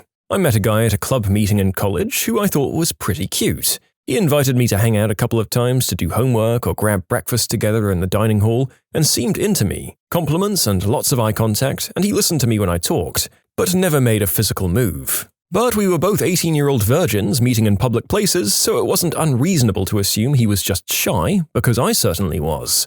After a while, he invited me to go see a movie, so I figured that this was like a date, right? I met up with him at the movie theater, and it turned out he was going with a group of people, and it wasn't just the two of us. That should have been a signal, but nope. I spent the first half of the movie trying to snuggle up to him, hold his arm or his hand, to be cute, and I finally started to realize that he was super not into it when I rested my hand on his knee and he picked it up and returned it to my lap. We got out of the theater, and he turned to me in front of everyone and said, "You know I'm gay, right?" If the ground could have opened up and swallowed me whole at that moment, I would have welcomed it. I felt awful that I'd spent an hour or so trying to snuggle up with someone who was uncomfortable and too polite to tell me to back off, and I still cringe to think about it now. I got sat down for coffee with my boyfriend of 2 years, and he said, "I'm bored of you now. Let's break up." Then picked up his coffee and left. It tore at me for a while, but I got over it. I'm more angry than anything that he wasted my time. How the frick can people do this to people they've been in relationships with? And long ones. Romantic relationships are so damn scary. I don't want to spend years with someone only for them to easily toss me away. After living with my boyfriend, now ex, for a couple of years, I was going through a bit of a depression. Things started to look up, and I was starting to put my life back together. We'd only done the deed a few times in as many months, and he mentioned that when I was ready, he'd like me to initiate. He didn't want to pressure me. Great, he's been super understanding so far, and this just shows how supportive he is. The next day I try to initiate because I have a cool, understanding, supportive boyfriend that I love. He stops me and says, "Don't you want to lose some weight first? I don't want you to be upset if I can't get hard because of your belly flab." Noped out of that relationship real quick. Honestly, it was just absurd enough that I kind of laughed it off and I didn't take it personally. This story is from last year and probably still counts as my most painful and confusing rejection. I'd known a man for several years online and we'd gotten very close. We'd met on World of Warcraft and we played together literally every day for 2 years, talking on Discord, and eventually we started flirting a bit. He was begging me to come visit him, as he lives across the country, unfortunately, and I enthusiastically said yes, because at this point I'm stupidly in love. He spends months going on and on about his feelings for me, how he's always liked me and how he's in love, how I'm so beautiful and he can't wait to kiss me, all that stuff. At this point, he's video chatted with me multiple times and seen many full body pictures of me, so he definitely knows what I look like, which brings me to the weird part. We finally meet, and he treats me like a sister, and seems really uncomfortable with the idea of kissing all of a sudden. The trip was very fun, but I felt very rejected. I tried hugging him when we got back to his place and he was visibly uncomfortable, telling me that he wasn't ready to make a physical move despite him being the one begging me to come to be with him. I felt really rejected and repulsive, and he even sat on a different couch from me across the room despite telling me how much he wanted to cuddle for 2 years. Late that night I asked him what was up and he said that he found our age difference off-putting, which really upset me because he knew my age since the day we met and he's not even that much older than me. It really felt like a lame excuse. To this day, I have no idea what really happened. My only two guesses are that I look fatter in person than he was expecting, or that he had an actual girlfriend somewhere else. I'm still salty about the waste of my time and money. I got ghosted by a guy that I'd been seeing for a year. I saw him at a bar a few months later and he tried to come over and greet me like nothing had happened, but I stuck my hand in his face and walked away. Maybe not the most grown-up thing to do, but he ghosted me, so screw him. Lost my virginity to my boyfriend at the time. 2 days later, he dumped me via text. The whole, "it's not you, it's me" thing. To a freshly 18-year-old girl, though, that obviously meant nothing. There was a happy ending, though. After that, I vowed to never do the deed with someone I couldn't see myself marrying ever again. That's just a personal choice for myself. I have no issue at all with people doing it casually. It just wasn't something I wanted. Sure enough, a year and a half later, at 19 years old, I met a guy that seemed to check all the boxes. I moved forward, deciding that even if we didn't end up married, it was worth it because he showed me how I wanted to be loved by someone. We've been together for 7 years, married for almost 5. A guy told me he only dared to talk to me because I was the ugliest girl in the room. I mean, that's a play, a really crappy play that hopefully never works for anyone who uses it, but what the heck do I know? I've never met someone who's used negging who wasn't also a garbage human being, to be honest. When I was about 14, a new kid came to our school and I made quick friends with him. We played Xbox Live a lot. I developed a quick crush. He texted me to get on live because he needed to tell me something. "Hey, I wanted to tell you that I really like you." I was excited, but pretty sure it was a joke. "Are you messing with me? I really like you, it's not a joke." So I believed him. "Chrissy, will you go out with me?" And I said yes. "April Fools, I'd never go out with you." And then he laughed for a good few minutes. I left the call and was really hurt. He continued to bully me for a few years after that, telling me to self-delete and that I was ugly, and that nobody liked me. He moved away before senior year and I got to actually enjoy it without getting bullied. In 4th grade, my boyfriend broke up with me by slamming a basketball in my face on the crowded playground. Worst period of my life. I'd literally just gotten out of an awful relationship that involved several instances of the unspeakable act, as well as physical attacks. I had rampant PTSD, I knew it, and was foolishly trying to fill the void with alcohol and other people. I met someone on Tinder. He was a medical student and really smart, funny, handsome, and nice to me. I was wary about getting used or hurt again, so I made it my policy not to meet anyone in person that I hadn't spent some time talking to. We texted pretty much non-stop for weeks. I even opened up about my mental health and he was seemingly kind and responsive. We planned a date. The night before we'd planned to go out, he was in the area and invited himself over to my apartment. I insisted that he not come because, as I said, my mental health wasn't in a great place and my apartment was in a pretty rough shape. But he insisted it was fine, that he didn't mind, that he accepted me and just wanted to spend a bit of time with me. So I had him come by. We talked for a bit and he started kissing me. One thing led to another and, I don't know, I didn't feel ready for it, but I didn't feel that was important. We ended up doing the deed. It was a nice night, I guess. We talked about our plans for the next night and it was implied that he was into me and that we'd be seeing each other again. There was no indication whatsoever that anything was wrong on his part. Then he left in the morning. Again, we'd been texting non-stop and then it just slowed to a halt. He blew off our date. A couple of days later, I asked him what was up and he essentially said that I was too messy for him and that it had put him off. Then I never heard from him again. Really felt like there was something between us. I'd basically let him earn my trust and then he bolted once he got the notch in his belt. That really frickin' hurt. You can submit your own stories to be featured here on the channel. The story submission link is in the description below. And if you want to listen to some vibey music in the background, check out easymode, also linked below, and subscribe. This is the reverse story. When I was 15, a guy at school asked me out on a date.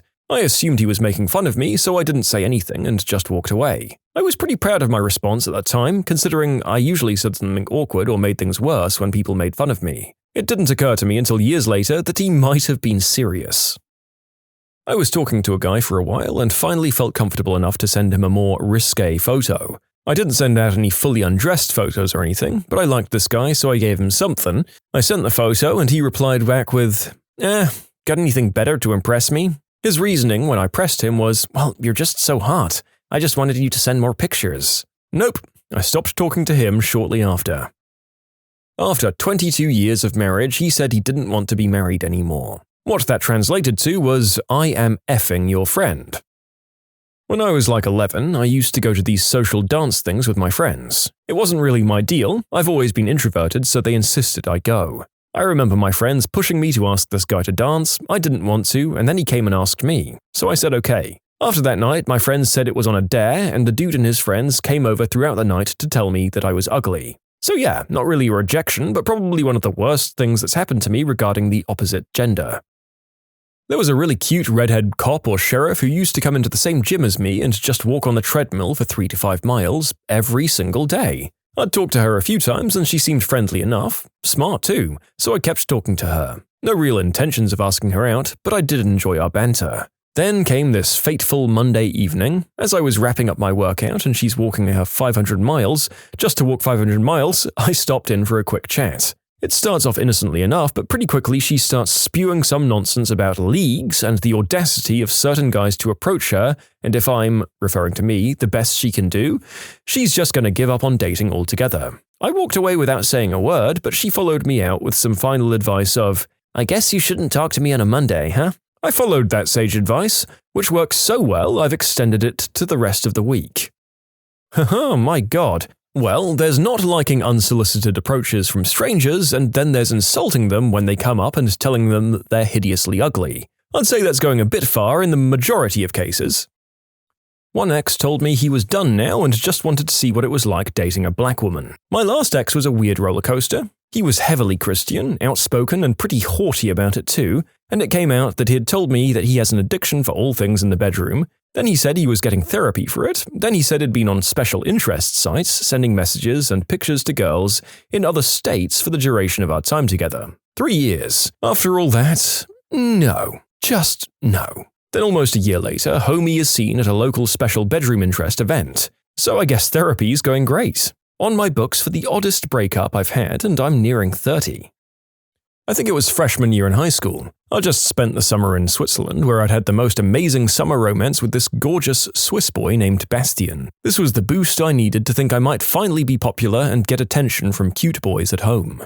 There was this boy Jason I'd had a crush on forever, so I just talked to him one day. He was distant, but I kept trying. Then I guess he got sick of me and he had 2 of his friends find me at my gymnastics gym of all places, and as I was sweaty, exhausted from practice and wearing a leotard, which always made me feel a little conspicuous, they said something like, "Just so you know, Jason will never be interested in a girl with a small chest and a retard for a brother." And then they laughed as they walked away. My brother has extreme autism, so I'd heard cruel comments before, but it just crushed me. Jason actually saw me at college 5 to 6 years later and apologized. I guess he felt bad about it for years.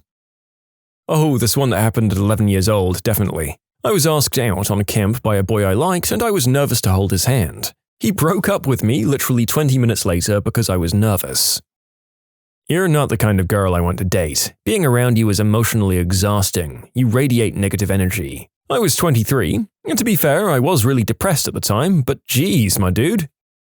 I dated a woman for a year, then she got a job offer and moved across the country to California for work and begged me to come with her. I loved her, so I did. Then she was there for 3 months while I was looking for a job and getting my life sorted to come with. I visited for 2 weeks during this time to be with her, find a place, and interview. The visit was amazing and we talked and video chatted every day I was back in Florida. She was pretty homesick and was having trouble acclimating to everything, but was really looking forward to when I could just be there with her. I landed a job via phone interview and we both celebrated. Early January, I'm packing the truck and getting ready for a cross-country drive, leaving my siblings and parents, all of whom I'm very close with, and then I noticed she sounded weird on the phone. She's being short on the video calls, but I chalk it up to her not being happy since she says she's fine. So I'm stressing, trying to get there to help out. One day into my drive, I was talking to her before bed and she didn't say "I love you too" like she normally would. I ask her what's going on and she tells me we'll talk when I get there. So now I have days of mindless interstate desert driving to think about what could be going on and what's changed. She's not giving any details, being very short on the phone and refusing to video chat. I'm barely sleeping at night from the stress while also driving 18 hours a day to try and get there as fast as I can. I arrive to sign my apartment lease, half move in, shower, and go to see her since she's now done with work. She's a live-in nanny, so I couldn't move in with her. I knock, she opens the door, and from the look on her face, I know what I've been afraid of for days is true. Our relationship is over. She explains to me over the next week that she's homesick, she's originally from Brazil, and that she wants to go back there to be with her family. Then it comes that she started talking with her ex and is planning on getting back together with him on her return. I'm barely processing my emotions at this point, and just trying to change her mind by spending time together. She has a flight with plans to leave. I get 1 week before she leaves the country. We spend our time together, getting along like we always did, still big chemistry, and we're enjoying ourselves, until I'm reminded she's still leaving. 1 week passes, I drive her to the airport, and she flew out of my life, leaving me thousands of miles from anyone I cared about. I was deeply depressed. I stayed for the duration of my 6-month lease, doing nothing but work, eat, sleep, and repeat. Then I drove back to Florida. In short, I planned for months, changed jobs, and moved thousands of miles to be with someone, and they left after a week. When I was about 17, I went to the park on a double date with a good friend of mine and 2 guys we'd just met. We'd been there for about 10 minutes when dude 1 suddenly shouts, "I'll bet you $10 I can run through those trees and back in 60 seconds, and he just takes off into the forest. After a few minutes, dude number 2 decides his friend must have gotten lost, runs to his car and just drives away. We never saw or heard from either of those guys again. It was a very strange experience because these guys pursued us, and we're still not sure what made them run for the hills after spending just 10 minutes alone with us. This certainly takes the prize for the strangest answer here. Honestly, I was just relieved to get a breather from people being more awful. I was in love with someone, and I sent him undressed photos because he asked me to. But the last one I sent, looking back, wasn't very flattering, so from then on, he ghosted me. It really broke my heart, like I really thought we could pursue a relationship, and I showed him the most intimate parts of me. I'm a 6'4" female, and it's hard for people to look past my height. I was single for a long time, so I was on Tinder and other sites, and I always had to give people a warning before I met them in person. Tall guys are fine, but apparently tall girls scare people. I've talked to people for weeks and then met up with them, and I can see the shock in their faces, but everything goes really well, and afterwards they just end up ghosting me or block me. It's really disheartening. Tall guys usually like short girls, so a lot of the people I was meeting up with were shorter guys. Not always that much shorter than me, but apparently they still had issues with it. I even had someone tell me if I wasn't so tall, I would have been the perfect girlfriend, but they can't deal with the height. I could only take so many of these rejections before it started to really get to my head, so I was done with all that. It's crazy that it's something that I have absolutely no control over. I dated a girl in high school for almost 6 months, and we both lost our virginity to each other. We lived like a 2-minute walk from each other's houses, so we'd hang out every day at her house since her parents were never home. We'd never really talked at school unless it was just a passing comment. One day I went and tried to talk to her and her friends, and she acted like she didn't know me. I got upset and mentioned that we'd been dating for almost 6 months, and she said it was all in my head and that she didn't know who I was. Later that day I was supposed to go to her house. She texted me asking where I was and called me crying because I didn't show up. I broke up with her that day. What moronic, empty gestures has your job made for the benefit of the employees? Today, my employer held a catered leadership conference for managers only, aiming to improve employee morale. Essentially, the managers were all brought into the conference room, played team-building games, and had breakfast and lunch catered for them. This is because it was noticed that general employee morale was low, and there was a high turnaround for the entry-level worker. What actually happened was most employees had to skip lunch, work overtime, and take on many extra tasks in order to make up for all the absent managers. This made the entire staff bitter and created an us versus them attitude in the workplace. Wait, you have managers who actually do stuff? To the point where you have to work harder to make up for their absence? Man, must be nice. Our company created a Facebook page and sent out an email with the link to everyone's work accounts, advertising it and asking everyone to like them on Facebook. Facebook is blocked at my work, by the way. Mine is doing the same. They want us to promote a product and even set up a game with links to Facebook and Twitter. I guess they expect you to participate from home or something. I just might win a free water bottle, fingers crossed. Ugh. My old company was having a morale problem. Me and my workers had been pulling serious overtime trying to get all of the work done. For 2 weeks straight, we'd essentially come in at 7:30 a.m. and left at 6:30 p.m. without taking lunch. Finally, after we'd started openly talking about how angry we were that we were doing these hours and were still getting complained at for making tiny errors here and there, they decided to reward our department with lunch. When our lunch hour came, the 4 of us walked in to find all the food had been eaten by the managers, and they'd left us 2 egg rolls and a handful of fried rice. Morale had never been higher. In my place of work, we've gotten extremely busy in the last few months. They expanded their stores into Florida. Instead of giving the employees much needed or deserved raises, we got oranges. Yep, oranges. They thought they were being clever, being in Florida and all. Just made me angry. Creating an on-the-second policy. You have to be at your desk exactly the second your workday begins. This has created an atmosphere where they find it really hard to get anyone to do anything extra. On the second the workday ends, everyone leaves. Before, we didn't care about a minute or two here and there. Yeah, I've never heard of this policy being implemented without this predictable and warranted result. Turns out most people will work pretty well on a task-based workload and resent being policed at all times. I used to work in catering as a chef, and we once catered a company-wide going-away party for the head of a large local company that makes exercise equipment. The reason that the company head was leaving was to go on a Mormon mission, but that's neither here nor there.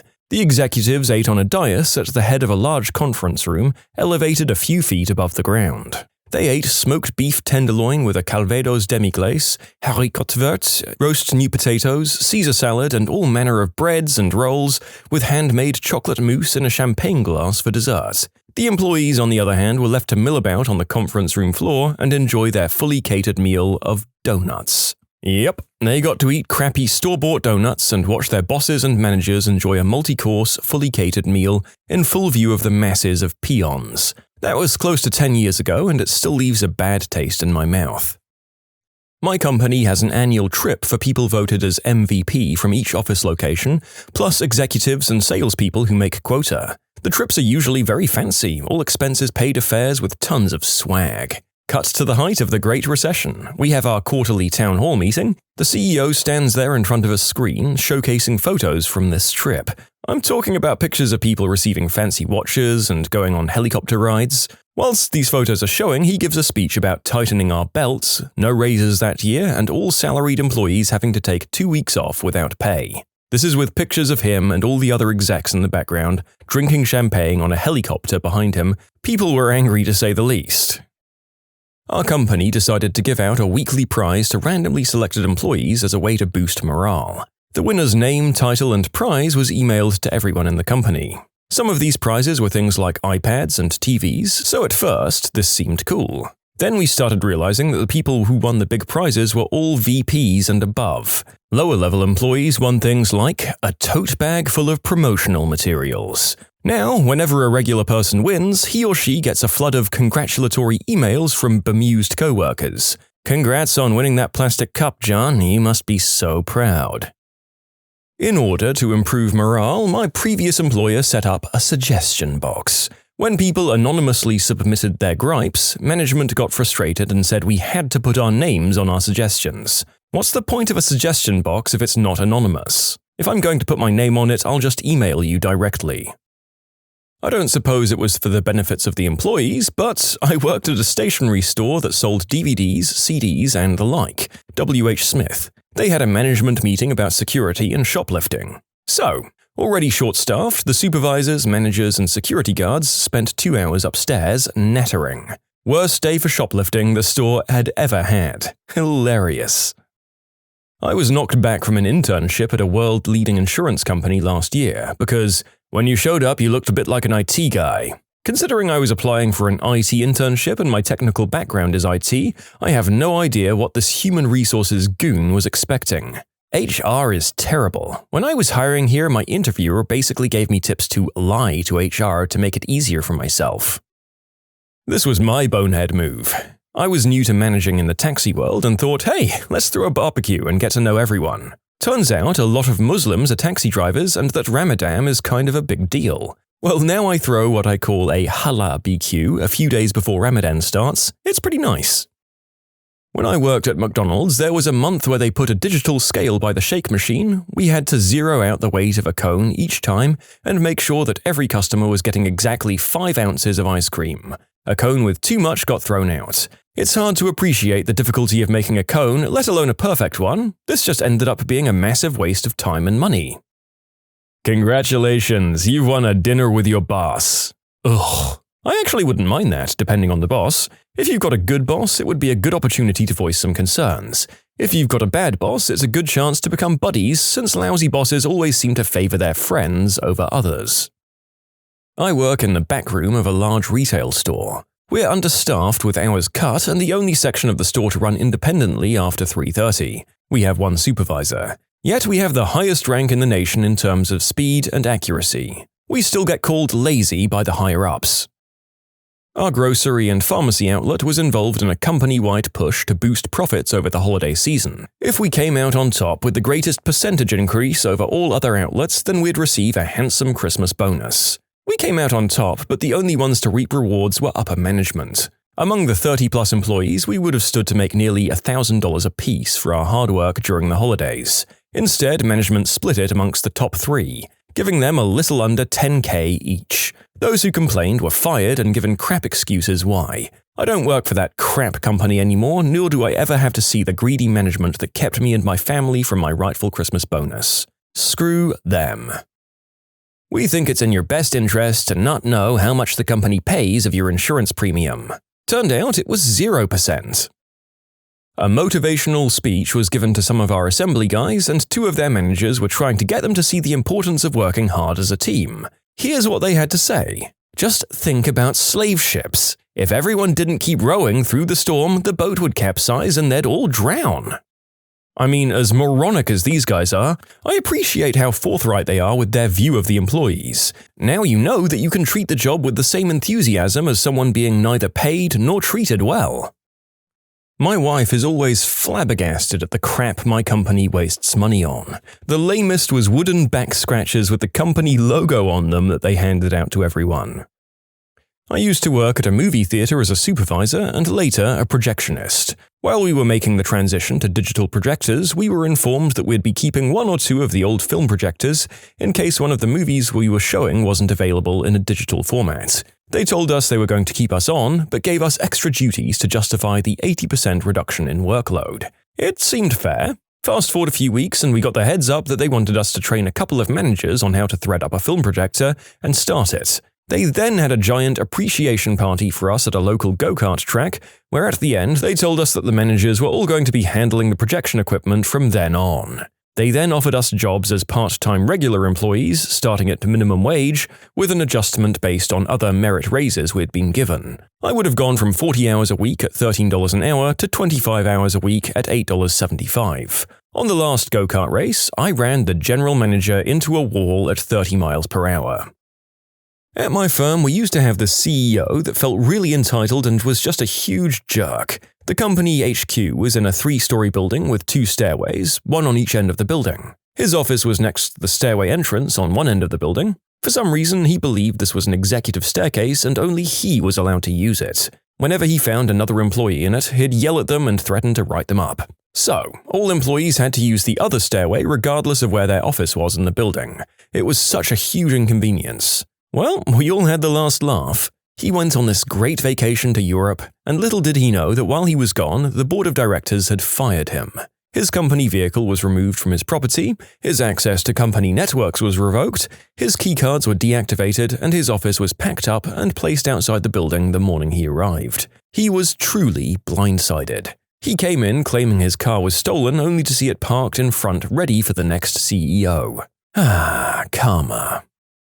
I work at a theater, and we were pushed to sell these membership cards to 2% of our guests. At the end of the year, we ended up being one of the few theaters that ended up doing it. So instead of giving everyone their bonuses or raises or even a thank you party, the GM got to fly all the way to California and Las Vegas. We also hadn't had anyone internally promoted within the last year or so. The last 2 positions that were open were filled from the outside. Needless to say, everyone was really mad.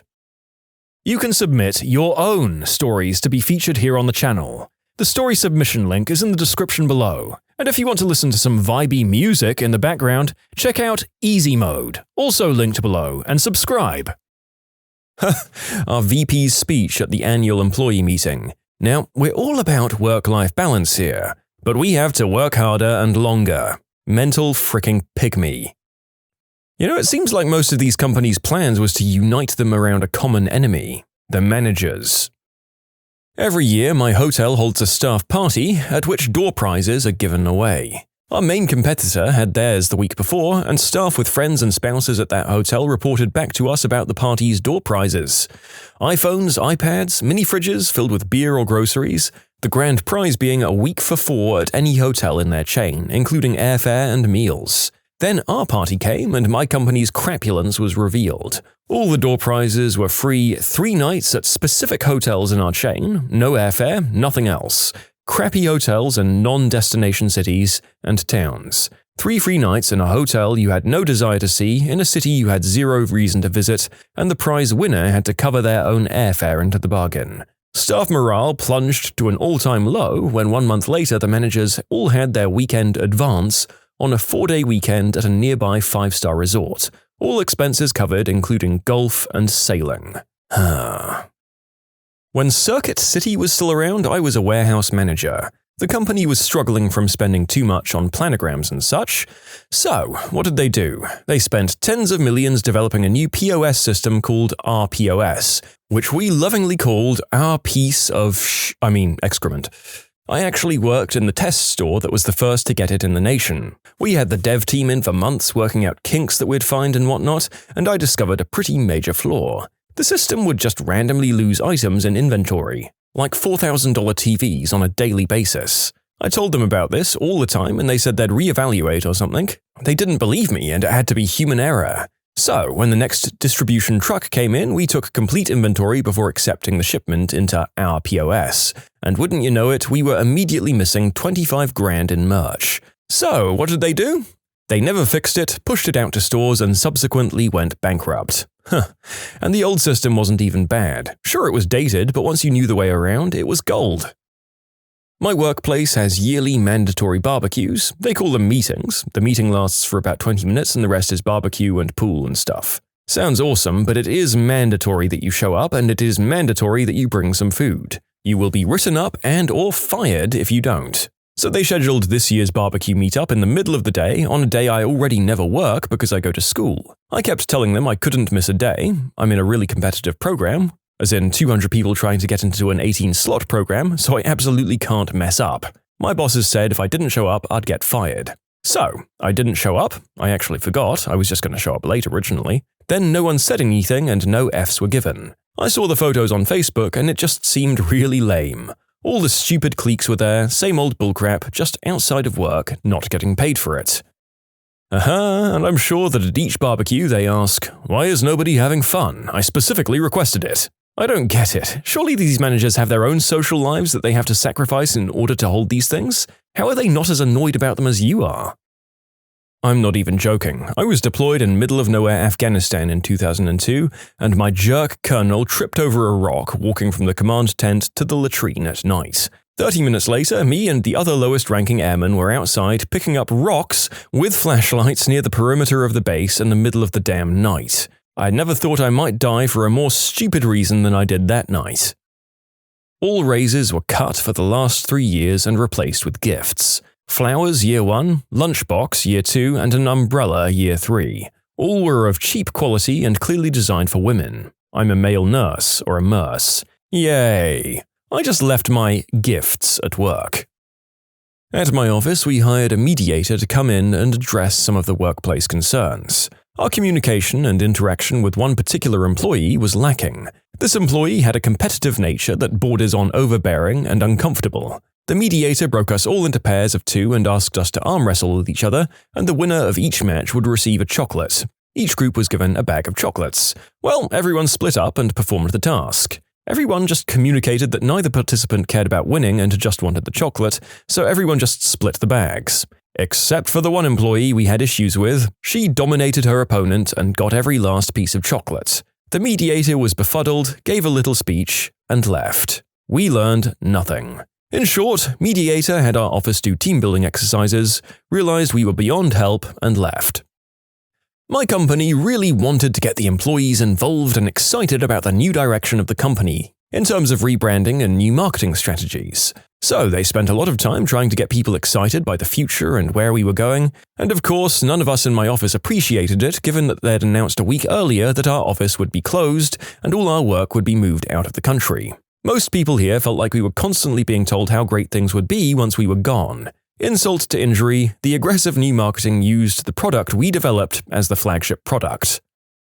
When I was 20, I was the lead supervisor on a program evaluation contract, supervising 45 employees. The project was finished when I was out of the office. I worked 12 through 8 p.m. It finished around 10:30 that morning. My boss called and told me it was finished and everyone was going out to eat to celebrate. So I said, "Oh, I'll come in now, give me a few minutes." And she said, "Great, we need you to come supervise the other team, who wasn't on that project, while we go." So freaking stupid. Everything at that job was stupid, including letting a 20-year-old develop an evaluation for a statewide program on green jobs just out of the blue. I made the whole thing based on a few Wikipedia articles. Screw it. It was really successful and a lot of other states use it now, but I ultimately got fired for wanting to be paid the same amount as the other supervisor whose team didn't do as well as mine. But it was a boys' club, so I got fired. Jerks. The company held a meeting where people actually have to travel and get hotels in the home city, including the CEO. The meeting was something where the CEO was supposed to talk about the state of the company and stuff like that. Morale was generally low because they'd been cracking the whip on everyone for the last 2 years. Everyone was working 10 to 16 hours a day, sometimes on the weekends too, on a salary. So the CEO starts talking, making his presentation, and towards the end of the hour, the hotel staff start setting up chafing dishes and setting food out. Everyone's really hungry. The Q&A period is prolonged for an extra hour because people keep asking dumb questions. So finally it ends and everyone lines up for food. It's fettuccine alfredo or something, and it's quite disgusting after sitting in the dish becoming lukewarm after an hour. To top it all off, the CEO, in front of everyone, says, "I'm not eating that crap, it's full of carbs." He leaves everyone to go out to a, quote, real restaurant. Some of the execs stay behind to eat with the employees because they knew what this D-bag had just done.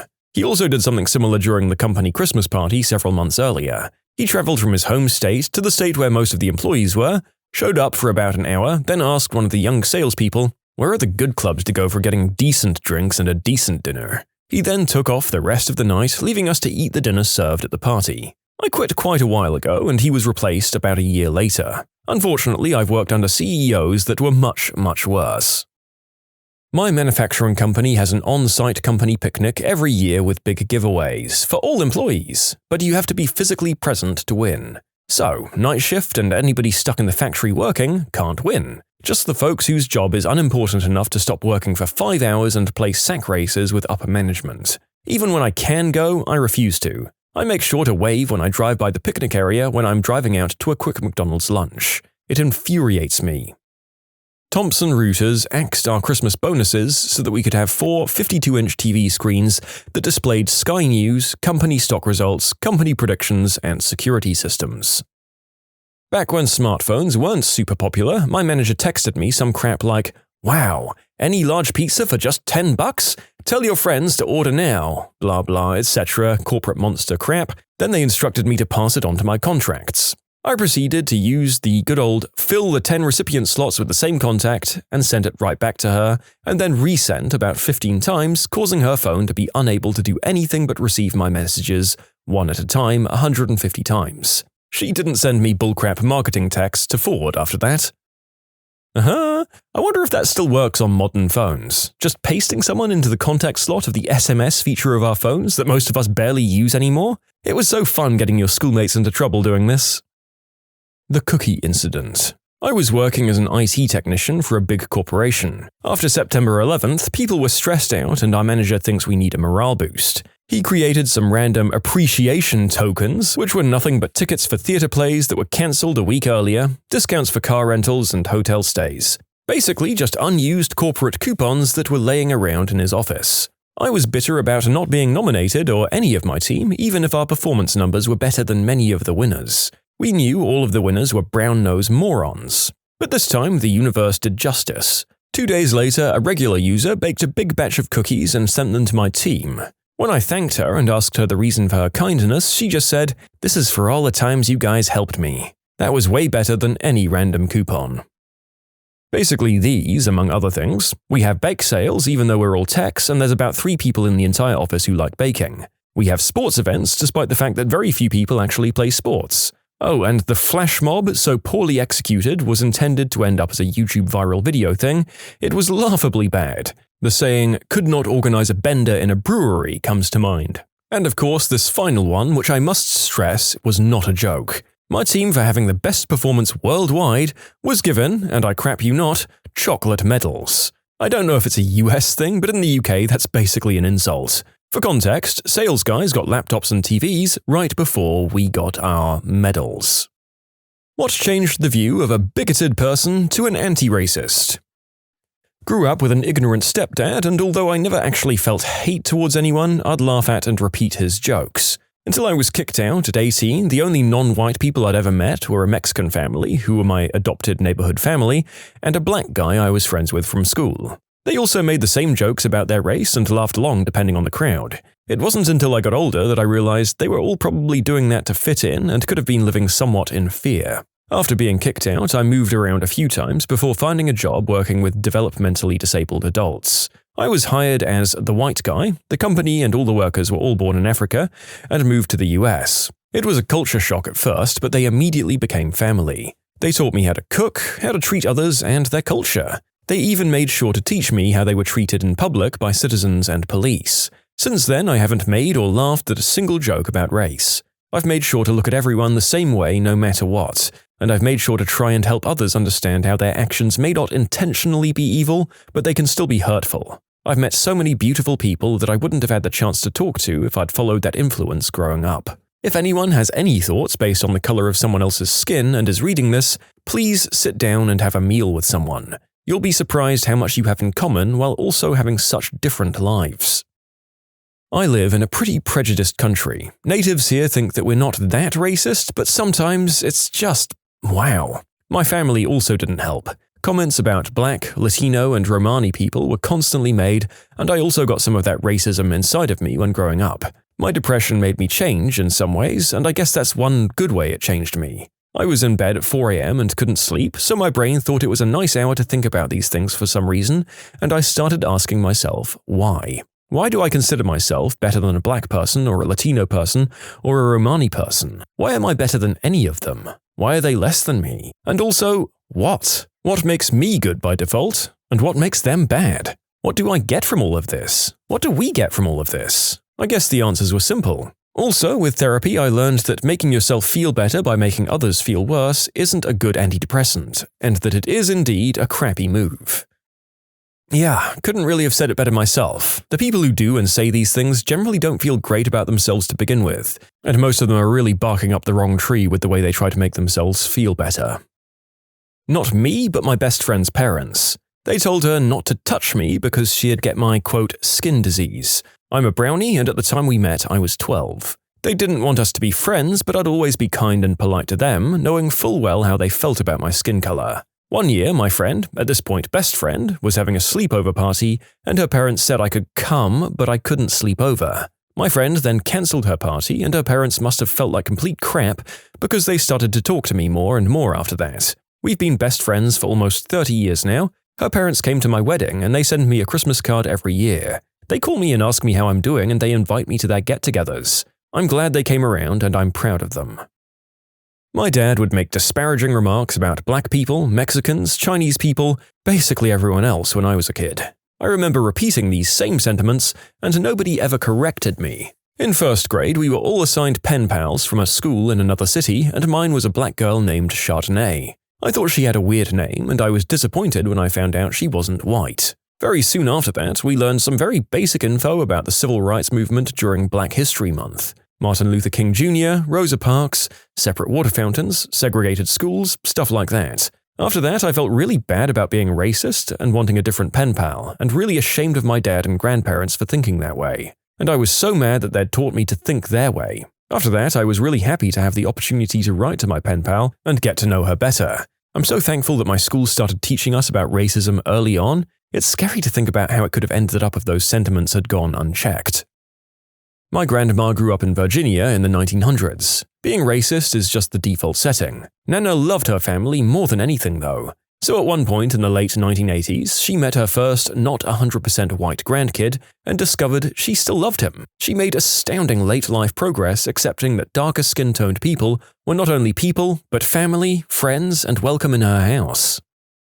I grew up in a white bubble. White neighborhood, white schools, white friends. I wasn't hate-filled or anything towards other races, just a bit nervous due to zero experience. I heard a lot of racial epithets, but I didn't say them myself. Going to college, I met many people of many different races and found most of them were just good people. I discovered that the same 10% jerk to 90% good people ratio I found among white people at my high school translated to college as well. The jerks were not grouped in a particular minority, but pretty universally scattered. My mom was surprised when I brought home a girlfriend from college who wasn't white. Mom asked why I didn't tell her in advance, but I didn't think that was important. I married that girl a few years later. I got over my prejudices when I moved away from my one-horse hometown and got away from my extremely prejudiced family. I didn't even live in a one-horse town. My hometown had one of the fastest-growing zip codes in the country at one point before I left for college. However, the religious environment I grew up in was just very racist and of course quite homophobic. I feel like those always go hand in hand, right? My father told me that the Bible says you shouldn't date outside your race, and that I would never date or marry a black or Hispanic man because he didn't want his bloodline mixing with theirs. Don't worry though, these apparently weren't his thoughts. He talked to God and God told him this. Joke's on him. After dating a bunch of loser guys who just so happened to be white, I was set up on a blind date with a man who happened to be Hispanic. That was 5 years, 5 pets, and a house purchase ago, and we're getting engaged any day now. I had to go through a journey to become a decent person before that, but it started pretty much immediately after I went to college and started making friends that I didn't have to have approved by my parents. Turns out, all the people my parents hate are actually really freaking nice and supportive people once you treat them as humans. Meanwhile, all of the respect and courtesy in the world won't make my parents any less themselves. Man, I don't even know where to start with this one. I grew up in the middle of frickin' nowhere, Mississippi, where the slave trade was referred to as the Great African Migration in our history books. Every person of color was referred to by the N-word as just the default. It wasn't until I moved the frick out of the South that I began to comprehend what racism was. I wish I could say I had a moment of clarity that washed away all the bullcrap that I'd grown up with, but it was more like a couple of decades worth of mental deprogramming that I had to fight against. There was so much underlying hate of different people that warped how my view of the world was. Oh boy. Well, I'm sure the current administration will do their utmost best to bring the term Great African Migration back as the cultural norm given the way they're going. I'd apologize for being political, but February and March of 2025 have really been something, let me tell ya. I didn't realize the incredibly bigoted environment I was being raised in until 4th grade. I was in a group project having to give a presentation to the class. My group was me and 2 black girls. My parents hated black women, black people in general, but especially black women. As they both watched tennis, you can guess all the crap they said about the Williams sisters. Meanwhile, there I was, standing there watching my group mates talk. They were just as good, if not better than me at talking in class, or understanding the materials, or anything really. I can still see that moment where the class fades away in my mind, and one of my group mates is talking to the class where I realized a fundamental truth. My parents were wrong. It still makes me sad thinking about stuff I remember saying as a kid, regurgitating things I heard my parents or relatives say, but in my experience, as I've gotten older, is that the number way to combat racism is to bring people into the same room. When people have shared experiences, that sense of otherness fades away. Of course, in 2021, and the internet being what it is, it's really easy for people to hide in their own corners of the internet. But I'm thankful for that experience in 4th grade. I got in trouble a lot over the years for getting mad when my family would throw around the N-word or lock their doors when they saw black people. But I knew I was right, and in the decades that have passed, nothing has tarnished or taken away that childhood lesson. Not me, but my grandpa. He told me that when he was young, he had real prejudices due to his jerk alcoholic dad also being the same way and teaching him to treat others of different races like trash. He told me this stopped when he was around 13 when his dad left. He realized how stupid it was to judge others based on the color of their skin, and I'm glad he realized how bad it was since he's a really sweet guy now. When I was wounded in Iraq, 2 white guys stepped over me, one literally stepped on my back, to get themselves to a safer place. A black guy picked me up like I was a child, carried me to safety, and held my hand until a medic got there. This is the perfect time for this quote by former President Lyndon B. Johnson. If you can convince the lowest white man that he's better than the best colored man, he won't notice that you're picking his pockets. You see, we're all the same, humans, but some people, regardless of color, will take advantage of you if they can, and there are those that will help you regardless of the color of your skin. Not all skin folk are kinfolk, and not all kinfolk are good folk. Learning about people by talking to them instead of listening to what my family had to say about them. I joined the military, left home, and experienced cultures around the world. I wouldn't say I was ever racist and thought that I was better than anyone, but I was severely lacking in cultural awareness due to growing up in a small town surrounded by openly bigoted people. Luckily, my children were able to grow up in a completely different environment than the one I did.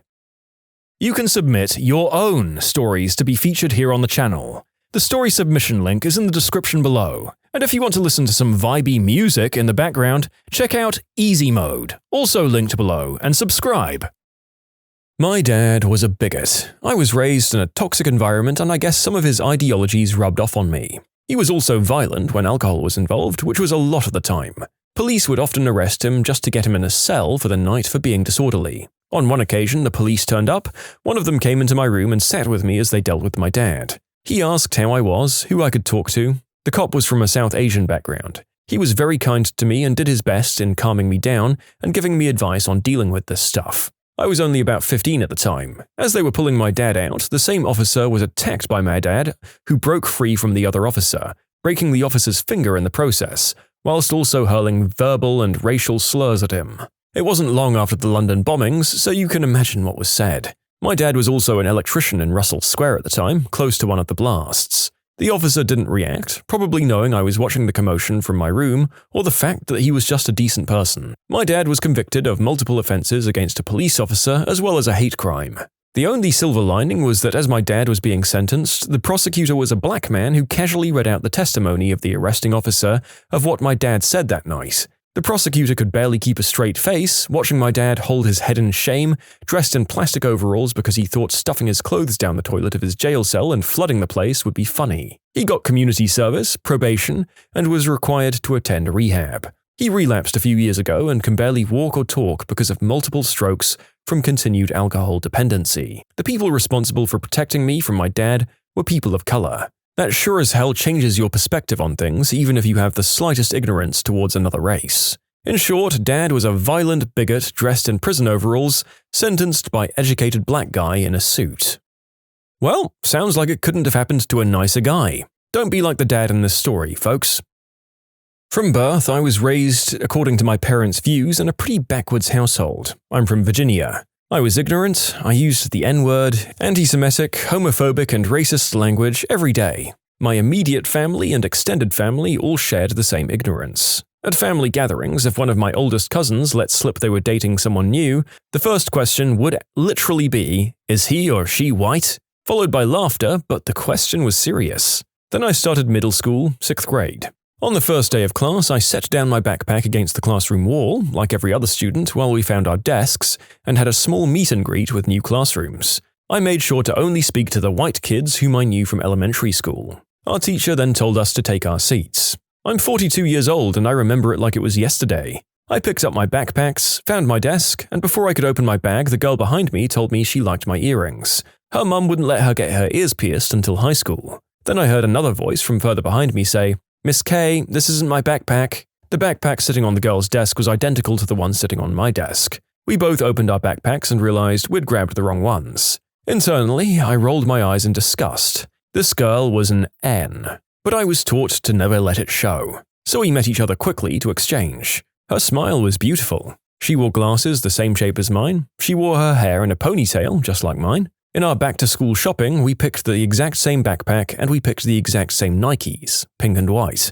Her name was Jacinda. I found myself genuinely smiling back at her and giggling like young girls do. That day she asked to sit together during lunch and we sat beside each other for lunch every single day of middle school. She was my very first best friend. Jacinda taught me about her Sunday school classes, my family never attended church, and we talked about everything important in the life of middle school girls. She wasn't allowed to attend my birthday parties, and I wasn't allowed to go to hers, but we always celebrated together at school. I loved her so much. When it was time to go to high school, I continued in public school and her parents chose to homeschool her. I thought homeschooling was the coolest idea. Jacinda was and is brilliantly intelligent. God, she was going to do great things for this world. Long before the age of social media, we lost touch sadly, but I still think of her often.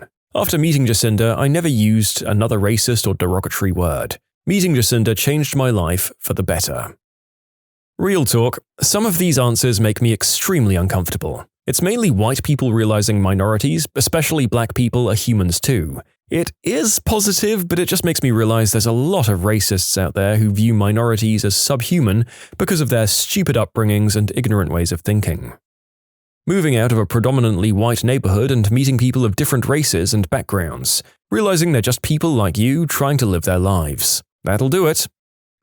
My situation was complicated growing up. My father was the son of an Italian immigrant with Egyptian roots, and he was so ungodly awful towards anyone not considered white as he considered himself white. The thing is, my dad has dark brown skin, dark brown eyes, and black kinked curly hair. He looked exactly like the people he criticized the hardest. He hated Arabs, all Arabs, and he is part Arab.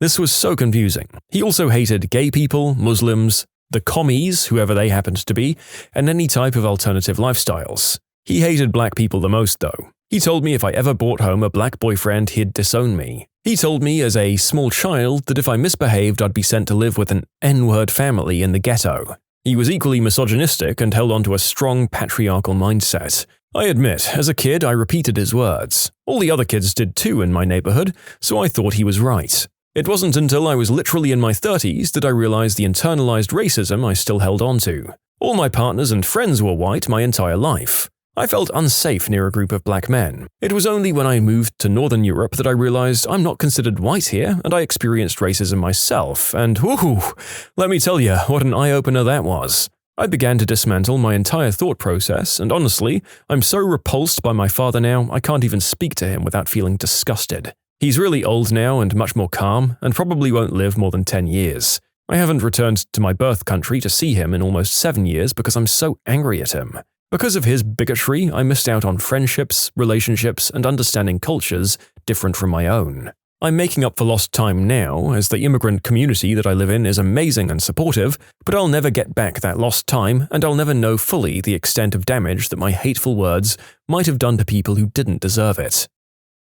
Yeah, it's tragic how many otherwise good people likely get set off on a bad course with regards to how to treat other human beings for decades after they leave home. So many missed opportunities and connections turned aside because your folks were full of hate that they themselves had passed on to them.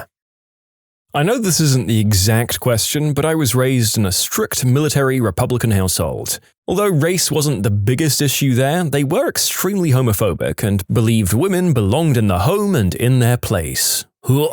They'd make fun of lesbians and gay men throughout my whole life and speak poorly of women working outside the home. When I was 18, I met a guy at my local coffee shop in a very red town and state. I couldn't have decided if I wanted to date him or take him shopping and hang out. He was just super cool. We made plans and later ate hot wings and drank wine. I'd never felt more myself than when I was with him. I had to forget any financial adult backing in college because my new lifestyle didn't meet my family's ideals. This was absolutely okay with me, and I charged through the challenge happily whilst accumulating debt. Turns out, this guy had run away from his home and was cut off from his family for being gay. He became my roommate for more than 9 years and my best friend in the world. And by roommate, I mean I always had a place for him to stay in my own home, and he always seemed to move right in the most natural way possible. Literally, he was just always there in my home through every stage of life for a decade. He introduced me to the gay community, and as a female, instead of getting felt up at a club, I could go out dancing with him and have a blast and be safe all night.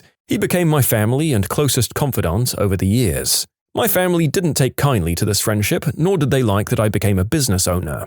They no longer speak to me, and I'm so happy to be the black sheep of that family. Anyway, I'm so glad I met him. He changed my life. I would have been comfortable in my conservative bubble and probably never questioned my views. His friendship made me open my eyes to not only the world of possibilities, but also my own views of what I was being raised with. He challenged me and made me a better person, and I'll always be grateful for the absolute gift he gave to me. Because I was now a safe person with views different than what my small town was used to. I became a safe friend for people to come to, and my God, it's been the honor of my life to grow, find acceptance, and apply acceptance blindly.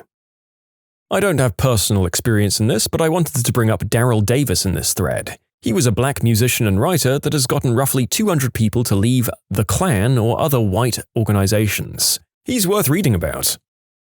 I left the church and my conservative family. Started examining myself closely. The real tricky thing about being raised with these views is that you never think to question it at the time. In the moment, you feel like you're just quoting statistics or calling it how it is, all the usual crap terms. It takes a lot of work to actually stop, look at yourself, and then dig out that ugly, bigoted worm from your heart. My great-aunt and I had a conversation before she passed away. She lived her whole life in New Zealand and admitted to me that she was racist against the indigenous people of New Zealand. Way back in the day, her and her husband bought a house on what they didn't realize was Maori sacred land. They were the first people on the street, but it was eventually filled up. Over the years, they had a lot of run-ins with the elders and even protesters. This tension only worsened her idea of Maori people. Her and I are both kind of spiritual and religious, and had already talked about our respective beliefs a little bit. She said that one day the Holy Spirit told her to learn the Maori language. She said she resisted the thought for a long time, but eventually decided to. Learning te reo connected her with Maori culture, and more importantly, directly with Maori people. She learned to love their culture, and continued to go to lessons for the remainder of her life. She also demolished their house and built a new one down the road. So, if you're ever in New Zealand and find a street where the house numbered 1 is planted firmly between 3 and 4, you've found the house of my family. Too stubborn to change their house number, but willing enough to knock over their old one for people they didn't know. You know, I wouldn't have classified myself as one of these people, but I definitely had some racist ideas about natives in my city growing up. There's a lot of native addicts and vagrants, but it's very much as a result of a system that's rigged against those communities. I didn't know any of that growing up, so when I saw a group of drunk native people in the park or something, I was generally unimpressed or even frightened, and I definitely applied those feelings to all the natives I came across from then on in. It's hard to change those reactions, but we can all identify the bad reactions and try to curb them. What looks easy peasy lemon squeezy, but is actually difficult lemon difficult. Work. I'm a lawyer and had a client call saying she needs a hand with a merger, but don't worry, it's super easy peasy lemon squeezy. That project took 6 months and I almost had a breakdown. She didn't understand why the bill was so high since it was so easy. Playing the triangle. A lot of my non-musician friends joke about how easy it is to play it. Then they actually hold the damn thing and they look real dumb. You guys laugh about the triangle players, but you have no idea how hard it is to stay focused while counting 1, 3, 2 bars and not miss your cue. Whistling with your fingers. Dancing. I wouldn't say it looks easy, but when I see other people do it, they're so good at it and it flows so well, it just looks easier than it is. But damn, I just cannot get my body to do anything more than a bop and maybe some stupid arm moves. I'm 25 and I dance like a 50-year-old at a reunion. Dances are so delicate and make it look so easy, it's honestly amazing. It's just hilarious when I try to do literally anything and fail horribly. Drawing something from memory, like a bird or something. In my mind, yep, that's a bird. On paper, that's a bird? Those capture things on Google. I can honestly never read them and the website always thinks I'm a robot. I swear when I have to select photos with street signs and one overlaps just barely into another square, I consistently fail them.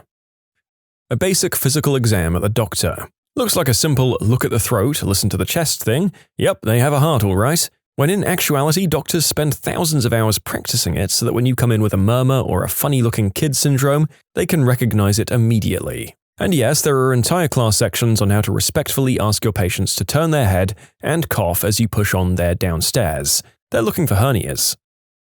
Digging. Anytime it's shown in movies or TV, it looks easy. But the second you have to grab a shovel and break dirt, ugh. Oh, television. Here, just let me dig a 6-foot grave with a shovel. 20 minutes later, welp, all done. That is not how it works, Walking Dead. The narrator has just been playing the start of Kingdom Come Deliverance 2, which is a remarkable medieval life simulator, apart from the fact that your character can somehow dig a grave in a few minutes whilst sick the day after taking an arrow in the back. I'm a relatively fit person, and I think I'd struggle to do it in a day if the soil was anything less than perfectly soft sod. Natural-looking makeup. It's far more work than regular makeup. When people say easy as pie, pie is the most difficult thing I've ever done or made or calculated. Street names. Everyone thinks it's great fun and likes to offer suggestions, but every tree, lake, and other natural feature has at least a dozen variations which you can't repeat for emergency service reasons. That, and you get cities which want a street name change anytime the road changes direction, regardless of a logical breakpoint like an intersection. Pretty much anything that a professional does. They make it look easy because it's their job. Throw a football 65 yards accurately? Poof! Simple if you're an elite athlete. Cut open a chest cavity to fix a few coronary arteries? That's just another day at the office for a surgeon. Frame up a structural wall within a 2,000 square foot house? Just a bunch of wood and nails is all you need. Make crowded teeth perfectly aligned? Surely it's just a matter of wearing trays 1 through 55. Voila! It's all straight. In reality, each of these tasks takes someone who's trained for years to visualize the problem, solve it, and execute it to the T. It looks easy because they've practiced the heck out of it. Making lemonade. Sure, squeezing one lemon is easy peasy, but do you know how much juice that makes? Not a whole lot. Flying remote-controlled helicopters. It looks so effortless when watching seasoned flyers, but in reality it's like balancing a marble on an upturned bowl. I'll never forget the time I went out and bought a decently priced helicopter. 5 minutes into setting it up, I didn't even get it 3 feet off the floor before it smashed into the deck chair I was sitting on, destroying the rotor blades. I tried maybe like 5 to 6 more times before I gave up, and now it hangs in my garage as a monument to my failure. Hanging out with your friends during that "I'm not at school but I'm still dependent on my family" period, where you have spare time in droves but no way of getting anywhere. Writing a 250-word open-ended reflection where you're expected to be creative. All I want as a grad student is some goddamn structure and also a rubric.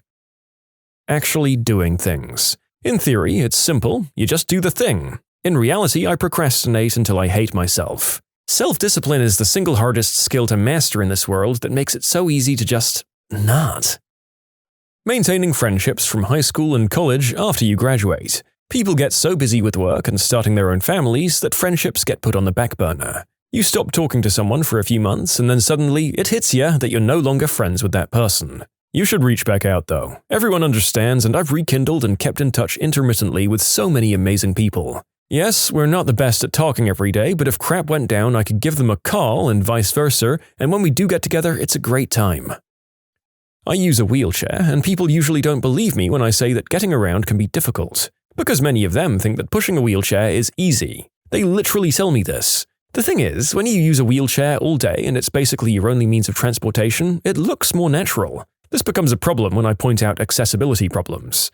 They often don't believe me because they see how I can navigate and just assume that it's easy. That's because I make it look easy. Finding the person I always saw myself falling in love with. Folding fitted sheets. I've watched instructional videos that make it look so easy, but I always just end up with a crumpled mess, and that's how it gets put away. Finding a career that you'll want to go to every day that won't crush your soul. Remember when you were young and teachers told you that you could be whatever you wanted to be? Yeah, not so realistic when you want to pay your bills and maybe have a little beer money as well. I didn't go to college, and I struggle with the thought of not being able to have a lateral career move without a degree. But then I see my friends absolutely floundering with their student loan payments, and I think that maybe I don't have it so bad after all. I went to college, grad school, got a PhD, and I work in a senior role at a highly coveted company. I still don't feel happy. The one thing I've learned after all these years is that happiness isn't defined by your title or company affiliation or number of letters after your name. My resume won't be on my tombstone. But in many ways, I'm stuck because of the responsibilities I have now and all the people in my family and my profession I'm accountable to. I feel like I'll always be in pursuit of happiness rather than enjoying the moment I'm living in. Beekeeping. You see those videos of the old dudes in their veils and beekeeping suits, and it makes it seem so relaxing and easy. Turns out that bees aren't so good at finding enough food on their own, and they can get really sick real easy, and in the winter they can mold. Have you ever seen moldy bees? Sometimes they're not even dead. It's still worth it though. It's kind of a pipe dream of the narrator's to one day have a cottage with a bit of land that he can live out his Stardew Valley life aspirations on, including beekeeping. This makes me a little bit scared about it. Poor little cordyceps bees. Socializing with people. I have severe social anxiety, and even small interactions with strangers and some people I've known for a while are really hard for me. I don't hate people or dislike being around them, but I'm just awful at keeping conversations going or initiating them. Outgoing people make it look very easy. For me, it's not. Losing weight. Changing habits is hard. Screw you, duvet covers. Screw you hard. Writing a post or comment on the internet that actually gets recognition. Being in your 20s. As a clueless kid, I thought by now I'd have everything figured out and my life on track. I'm still clueless now, but I also have depression. I'm in my 30s, still clueless. Committing self-deletion. It looks easy, but when the time comes, it can be very hard to commit to it. Then you spiral further down the rabbit hole thinking you're so crap you can't even off yourself. True story. Being an adult, I thought they never had to do homework, could stay up late, eat what they wanted, and had the money. I wish I was a naive kid again. Getting away with murder. Well, actually, if you go to a large city and off someone you have no connection to, the odds are you'll get away scot-free. For example, the homicide arrest rate in Baltimore and Chicago are about 20%, meaning you have an 80% chance of not getting arrested. Nationwide, the catch rate for murders is only about 50-50. It's way easier if you kill someone you're not close to. Losing my virginity. Golf. I feel like most people think they can just grip it and rip it and don't take into account how hard it is to have a consistently good swing with solid contact. I missed the first word as I was skimming through this and I thought you were talking about tickling your pickle. Math. I swear to God, pieces of my soul became trapped in math work and perished when I burned them. When I was younger, I did terribly at algebra and geometry. I failed one and went to summer school for the other. I couldn't grasp any of it, and if I did decently on a test, it was because I was looking at other people's answers. Calculus was so out of the question that it would have been ridiculous to bring up as an option for a class to take. Here I am today at my full-time job doing basic math that I learned from grades 3 to 5, and I kill it. Don't let the difficult math get the best of you, folks. Killing Enderman for Ender Pearls.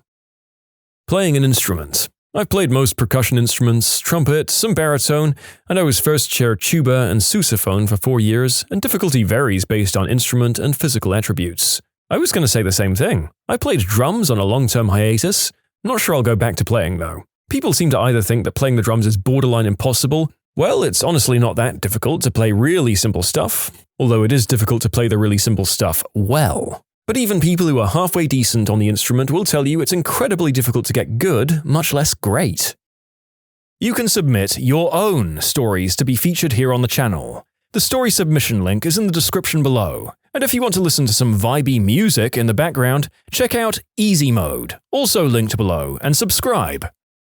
Selling your underwear online. I've seen a couple of posts about how someone could exploit desperate dudes on Craigslist by buying women's underwear, spritzing them with perfume, and then selling them. Were it so easy, folks? Nowadays, buyers want to see photos of the real woman in the exact pair they'll be buying, or proof in the form of being Panty Trust certified. They'll want extras or special requests for their order. Plenty of them have other bedroom interests to go around, and the vast majority of them will drop off the face of the earth when it comes time to actually pay. You'll have to sift through hundreds of responses to your ad, knowing most of them will be time wasters just trying to get a little dirty talk or some photos. My advice? Don't bother. Leave it to the cam girls who make some side cash off selling their undies, because there's always going to be someone willing to go a step further than you, and they'll be the one to make the sale. Programming. It's like Lego sets. Anyone can follow the instructions and make the Millennium Falcon, but it's a whole different ballgame when you're given a pile of assorted blocks and someone says, "Okay, now recreate the Taj Mahal." But the client also wants it to look like Big Ben, and it needs to be able to interlock with the Sphinx, the Great Wall, the Eiffel Tower, and the Maojang Temple to create a super monument. Yes, I know the Maojang Temple hasn't been designed yet, just make some good guesses. We can add parts to it once we know what we need. Rainbow Road on Mario Kart. I still don't think I've ever come first. Marriage. I think many people believe that they'll be romantically in love with the person they're marrying. In many ways you are. But most with long, successful marriages will tell you it takes work to make a marriage last a lifetime. That level of commitment is hard to maintain. The rewards are enormous, and you'll never be closer to another human if you're doing it right. My wife and I just celebrated our 40th, and we've known each other for more than 45 years. Planning on being together till the end. Atari video games. I mean, they look basic, but for crying out loud. Just finding one of those crappy, underpaid, underrespected jobs that people can't wait to leave. I hear that. Either they aren't hiring you when you're young because you can't write a CV to save your life and nobody wants to employ a lanky, weird teenage boy, or you've worked better jobs since then and now you're overqualified. Winning. Writing a long story. I'm about to finish wrapping up my first ever seriously long-form piece of writing. It's going to be about 160,000 words all told. You might think to yourself, that's not too long. I can read a book that length in an afternoon. Or, I can knock that out in a month or two, just writing a couple of thousand words a day. Or, you just tell a story and it all leaps out fully formed. And you would be wrong. Writing, as enjoyable as it can be for the author and audience, is a lot of work you just don't see. Yeah, you see the finished product, but what you don't see are things like drafts, discarded scenes, variant writings, conversations with editors, free writing exercises, and just the sheer number of ideas that you come up with that don't make it to the final product. I'd estimate I've easily spent more than 1 million words behind the scenes making this project happen. It sounds easy. You have a plot and you make it happen, starting at page 1, and do through to the back cover. A lot of my writing is somewhat out of order. Starting from page 1 is honestly a snooze fest and a chore. I don't want to read the part of the fantasy story that's farm boy baling hay, and nobody really likes that part either unless they're a medievalist and the book goes full Tolkien about how that works. I've probably deleted 75% of all the words I've ever spawned for the product. Beyond spewing words, there's tone to mind, characters to track, continuity, foreshadowing, building, managing tension, avoiding forcing cliches or stupidity, making imagery, dialogue that's not only nice to read, but also that you can imagine being spoken. And this all has to be managed under a word count that's enough for your reader to get the point without boring them or wearing your fingers down to nubs. You want to know how long it's taken me to write this thing? 2 frickin' years. I've loved it, but hot damn, it's way harder than it looks when you just see the finished piece and can think that I just sat down one day and made it all come to life without complication. Writing a novel-length piece of fiction is tough. I plan to do more, but I no longer have the idea I'll just be able to pump out a piece every couple of months like clockwork at a couple of thousand words a day. Coding. When you're watching the tutorial, you're thinking, oh, this is easy. When you're writing it, you're thinking, where is the fricking missing semicolon? Where? Making an actual quality meme. Inside jokes are normally easy, and memes for content-specific subs are really easy. But if you're making original content for a wider audience, like Reddit memes for example, feels almost impossible to make stuff that'll be widely liked. Diapering a baby, feeding a baby, getting a baby to sleep, it all looks easy until you have 12 babies in your classroom that all need to be diapered, fed, and rocked to sleep in the next 15 minutes. Doing literally anything when you have depression. Being a server. I've worked in many different front-of-house positions in restaurants and bars, including GMing and running cocktail programs. Holy crap, without the bar to protect you from the herd, you're just hanging in the open, trying to get a rhythm that will cover the most ground and give the most service. I've never made it a serving shift without forgetting to enter in an important part of an order. Bartending is all about managing interactions and throughput. Serving is about getting treated like your name is Boy and trying to balance the needs of your customers with the amount of them and the throughput of the kitchen that you do not have the up-to-the-minute information on. Online dating. As a girl, I have a wide range of prospects, but it's a lot of work to find someone I actually want to meet, and I'll generally have some good first dates when I do, but then the guy goes MIA.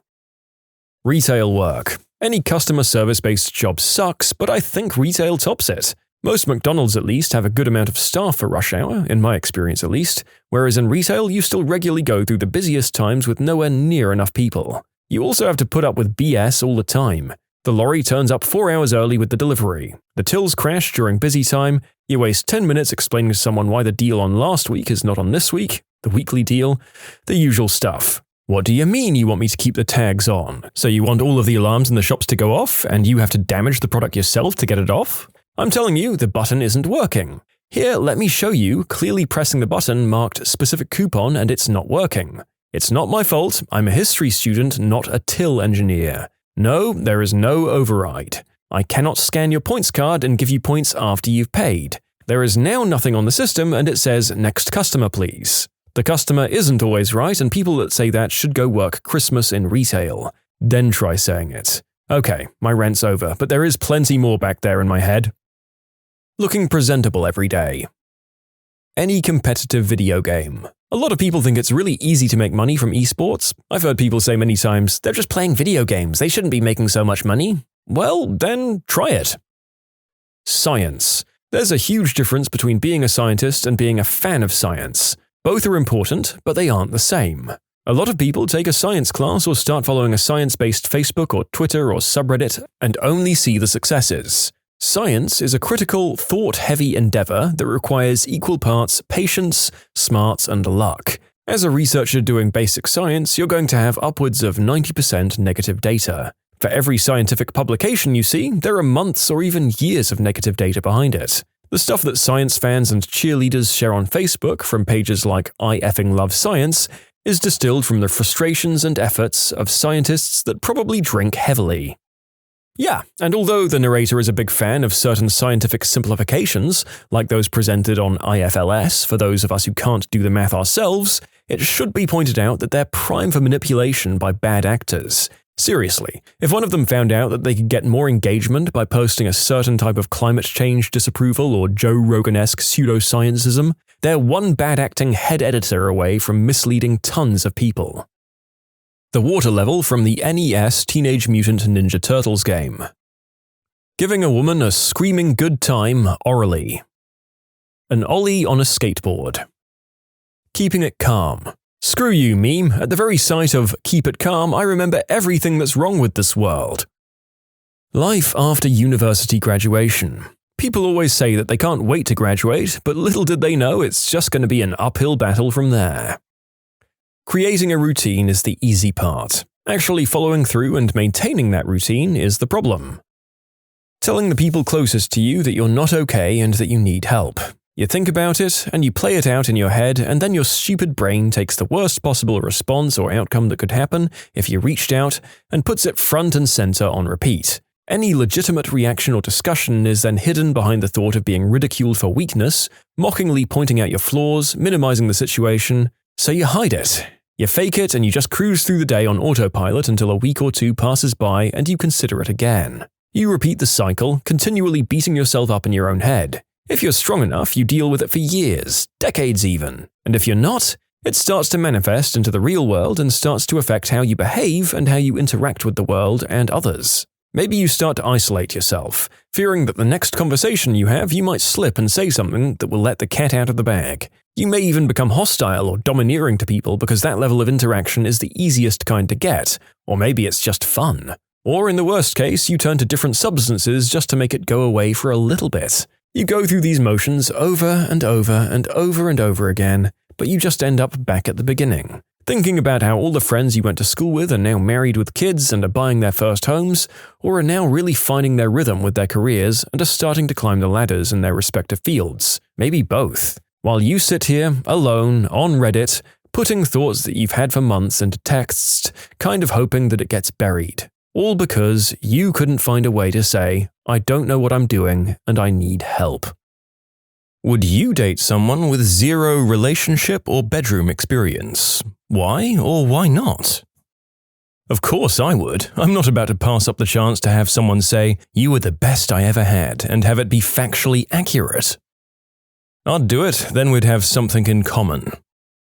My partner and I were each other's first real relationship, so we were both pretty inexperienced. I personally think it was really nice that we had the opportunity to figure out what we liked together. Sure I would. I could probably lead them into believing that my pickle is the right size. Yes, everyone's got to start somewhere. Of course, I'm attracted to the person, not their experience in the bedroom. Plus, that might even be interesting. Sure, don't see why not. I've never resented teaching.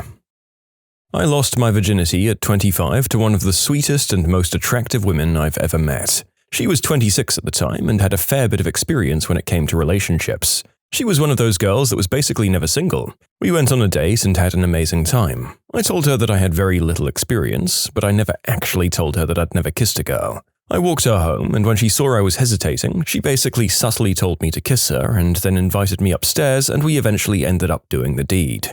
I went from a guy who'd never kissed a girl to a guy who'd lost his V-plates in a matter of hours. 10 years later, married with 2 kids, we still do the deed 3 to 4 times a week, and according to her, I'm the best lover she ever had. There you have it. Some people don't really give a crap about experience. As a 30-year-old virgin, these replies are giving me some hope. I don't really care since you can always learn and get better. People should never expect it to be the best with someone the first time they do it. It takes practice.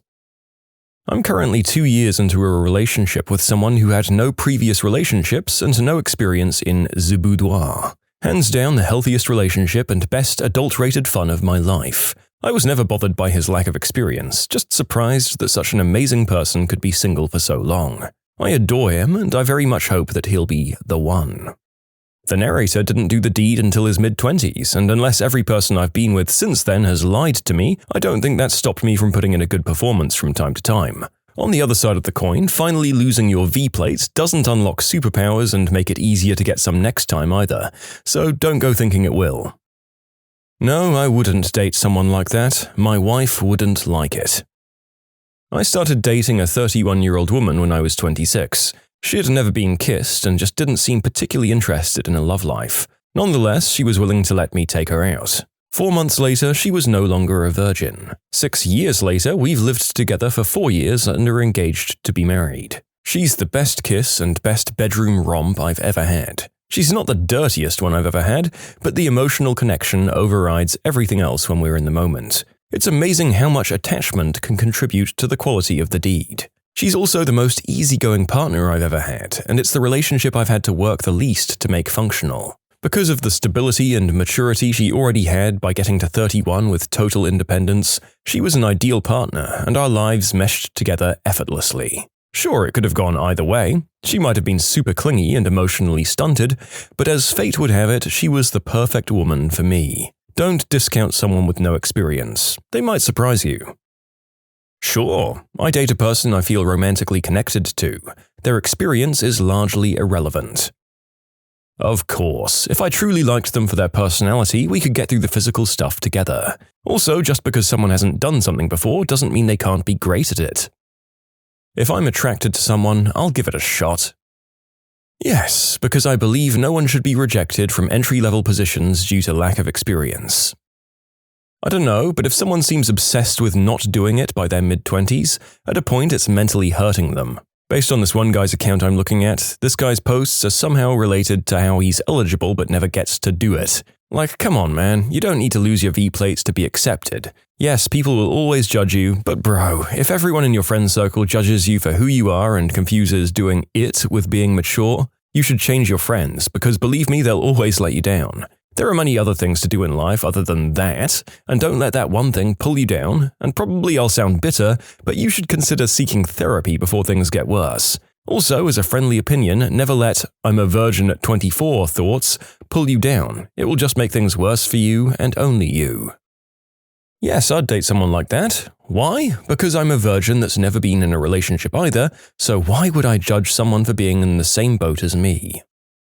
Sir, this is the internet. We all have zero experience here. I'm not a young person. In fact, I'm quite old at 46. I would not date another 46-year-old with no experience. But if I were in my 20s or possibly even 30s, I might. I'm around the same age, and while it wouldn't be a hard no for me, I'd definitely have a lot more reservations about the relationship going forward than I otherwise would. It's not so much the lack of experience, it's that someone in their 40s with absolutely no experience doesn't exist in a vacuum. Whether the majority of the people in this group want to admit it or not, that person is going to have some issues. Maybe their issues I'd be willing to work through with them, and maybe not. It would be a case-by-case basis. But guiding someone in their 40s through their first relationship is definitely not something I'd jump into without some serious reservations. Well, if this thread has taught me one thing, it's that I'm never telling anyone about my inexperience when I start dating. I'm in my 30s and I've never done the deed. I've had a lot going on in my life. I was always busy taking care of my health or the health of those I loved. I've never lacked attention from the opposite side, and I'm actually fairly good at the first stages of a budding romance. I just never got past the first steps because at first I felt like I had some things to figure out, while later in life I didn't feel comfortable due to my inexperience.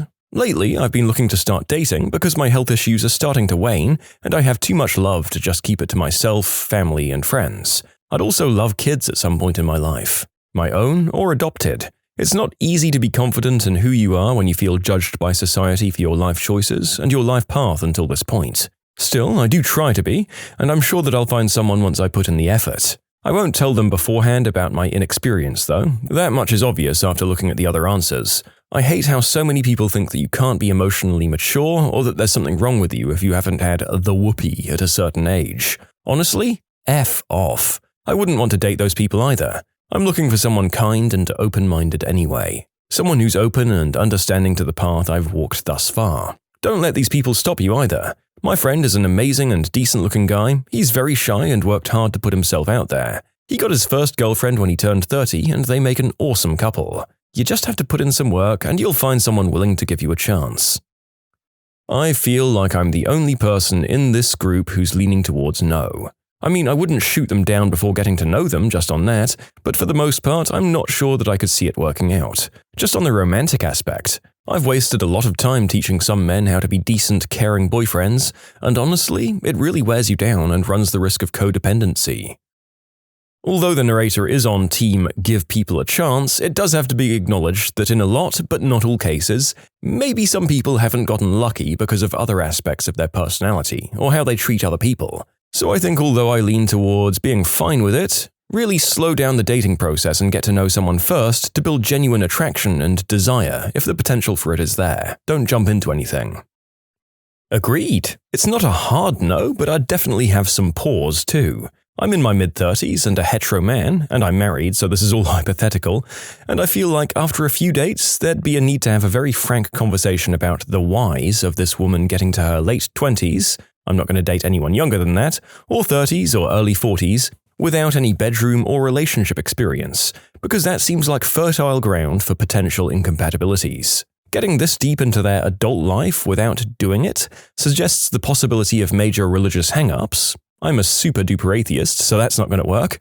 Or that they have a dangerously controlling family, prolonged mental health struggles, or all of the above. Those things aren't immediate deal-breakers in every context, but they're reason for concern. I'd also worry about the lack of relationship experience signifying a lack of communication skills within a relationship, or a lack of perspective about the scale of conflict, asymmetrical jealousy or asymmetrical worries about fidelity, or an expectation for the relationship to be the panacea that solves all the issues in their life, or that they'd be so thankful for the romantic attention that they wouldn't know how to feel comfortable advocating for their own needs and wants within the relationship. I'd be looking for someone with whom I could share my life and continue learning to grow as a person. Ideally, that person could meet me at or near my own level. I don't think I'd be comfortable feeling responsible for powering the personal growth of two people. On the flip side, I've been with my wife for 11 years. If I were to suddenly be single, I'd expect people to be cautious about me because they worry I wouldn't be able to adapt to communicating and sharing physical and emotional intimacy with a new, different person. That's understandable. It seems like a valid concern that would require quite a bit of candor from me for an imaginary partner to make a commitment. Personally, I wouldn't do it at this stage of my life because I've had a lot of experience and I'd want someone on the same page. 0 bedroom experience? Yeah, that's fine with me. 0 romantic experience? Nah. Relationships are a lot of hard work, and I worry that people need to learn that before they're ready to be half of a good committed relationship. For context, I'm at the point of my life where I'm looking for a serious relationship. There's nothing wrong with dating someone casually with no romantic experience. You've got to start somewhere. You can submit your own stories to be featured here on the channel. The story submission link is in the description below. And if you want to listen to some vibey music in the background, check out easymode, also linked below, and subscribe. I'm staying celibate until marriage. It's a religious decision, so I'd actually prefer to marry someone with no experience as well. Speaking as someone who waited until after marriage, I feel obliged to point out that this is a risky strategy. It can work out, but it's a fairly big gamble on an aspect of married life that many people view as rather important.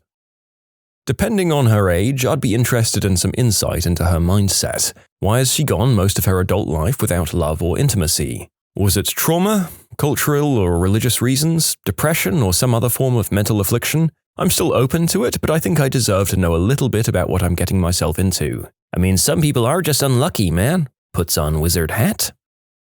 I've dated a completely inexperienced person before, and to be honest, no thanks. There's nothing wrong with not having experience, but it's not for me. I'd definitely still be their friend and give advice if they need it, though. Yep, sure, I care about the personality. Imagine asking a bunch of people on the internet as if they aren't virgins themselves. I'm 63, so no, it's probably a no from me. If your answer is no, then just do the deed with them first and then you can date them since they now have some bedroom experience.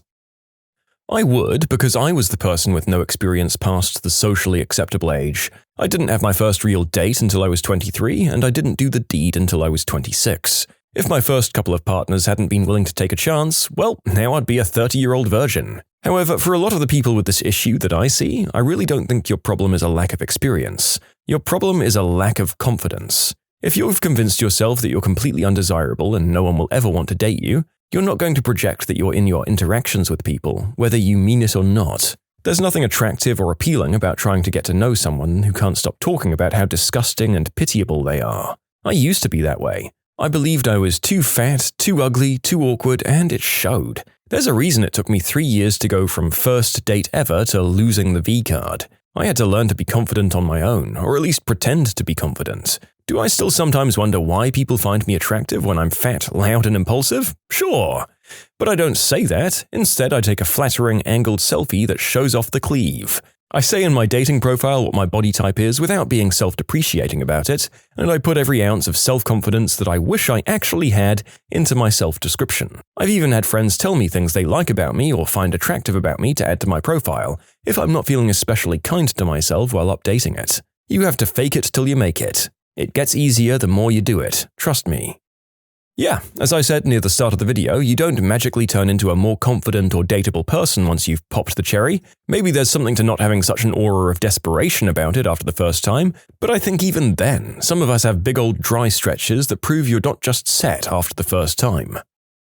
Personally, I wouldn't do it. There's a huge power imbalance there, and I would feel like I was taking advantage at my age. If I were younger, say my mid to early 20s, I wouldn't have much of an issue if the person was around my same age. There's a lot of hurdles to overcome when someone's still quite new to relationships and intimacy, and people generally become attached to their first in a way that I think I'd be uncomfortable with. I personally know exactly what I'm looking for in a partner, and since I'm a no-touch person, I could basically ruin that person's chance at a healthy relationship down the line as preferences can be altered by their first. No touch can be incredibly hard on an intimate partner, let alone someone brand new to it. I'd rather not do that to a person. No, I get that there's always going to be someone's firsts, but I'm not interested in being that, romantically or in the bedroom. There are clearly other people writing in who don't have a problem with it. Go date them. I also wouldn't date someone without work experience, driving experience, or experience living outside their parents' house. I'd want to date a full-grown, experienced adult, not a college freshman. Probably not. Most people my age have whoopee and romantic experience, so I guess I wouldn't want to be someone's first at this point in my life. I'm too old to be dealing with that crap. There are just certain things that need to be experienced and can't be taught in order to grow as a person. Nope, I'm in my 50s. Anyone age appropriate for me would have serious emotional difficulties if they had no experience at all. So people are really shy. I know 2 people over 25 years old with no experience that would love to get one chance at least. Probably not. For one thing, as I'm getting older, it's getting weirder that they have none. Maybe they have a good reason, maybe there's a ton of trauma. I try to be a kind and patient person, but honestly if I can date someone who has that crap together, that's preferable. Also, relationships are hard. I don't really want to have to hold someone's hand through the first time they get jealous. The boudoir is a rich topic. I don't really want to guide someone through it. They probably don't know what they like, or how to be good at it. I don't idolize virgins or innocents. I don't want to screw with someone who doesn't know what they like. Not personally. I'd feel too responsible for how I'd affect that person, emotionally feeling like the experienced one out of the 2. That's not to say there's anything wrong with being inexperienced. I'd try to take as much personal responsibility over your own feelings when it happens. No. There's a reason why that would be the case for someone at my age, and most of the potential reasons are also deal breakers for me. The rest are just situations I'd rather not put up with. I also don't see the appeal of being someone's first. Some people find excitement in being a teacher, but I do not. I'd find it tiresome. Nah, I'm too messed up to be someone's first love. Sure, why would I not want that? If anything, it's even better being someone's first for everything. Heck, if it's going to work between us, I'd even prefer to erase my own experiences to be her first as well, so we both experience everything together for the first time. The only argument against that I could think of is that inexperience can be a turn-off for some people, but it definitely isn't for me. I guess for me, if someone were totally inexperienced in their late 20s or beyond, my main concerns are as follows. First, that they're only into me because I'm the first person that said yes. Like, I have enough self-esteem issues because of my own body image. If they're desperate and just want to jump onto a warm body, any warm body, I don't want to deal with any of that. That's not someone who would actually care about my well-being. Second, are they somewhere on the ace spectrum? I don't want to date an asexual. I generally want to have an authentic physical attraction that's mutual. See point 1. And third, is this a case where there's a serious mental health issue afoot, especially untreated ones? 4, are there major computability issues, like is this a religious person? I did it once and I wouldn't recommend it. It put a lot of stress on me. Your results may vary. Depends on your age. If you're in your teens, sure, you're both relatively inexperienced.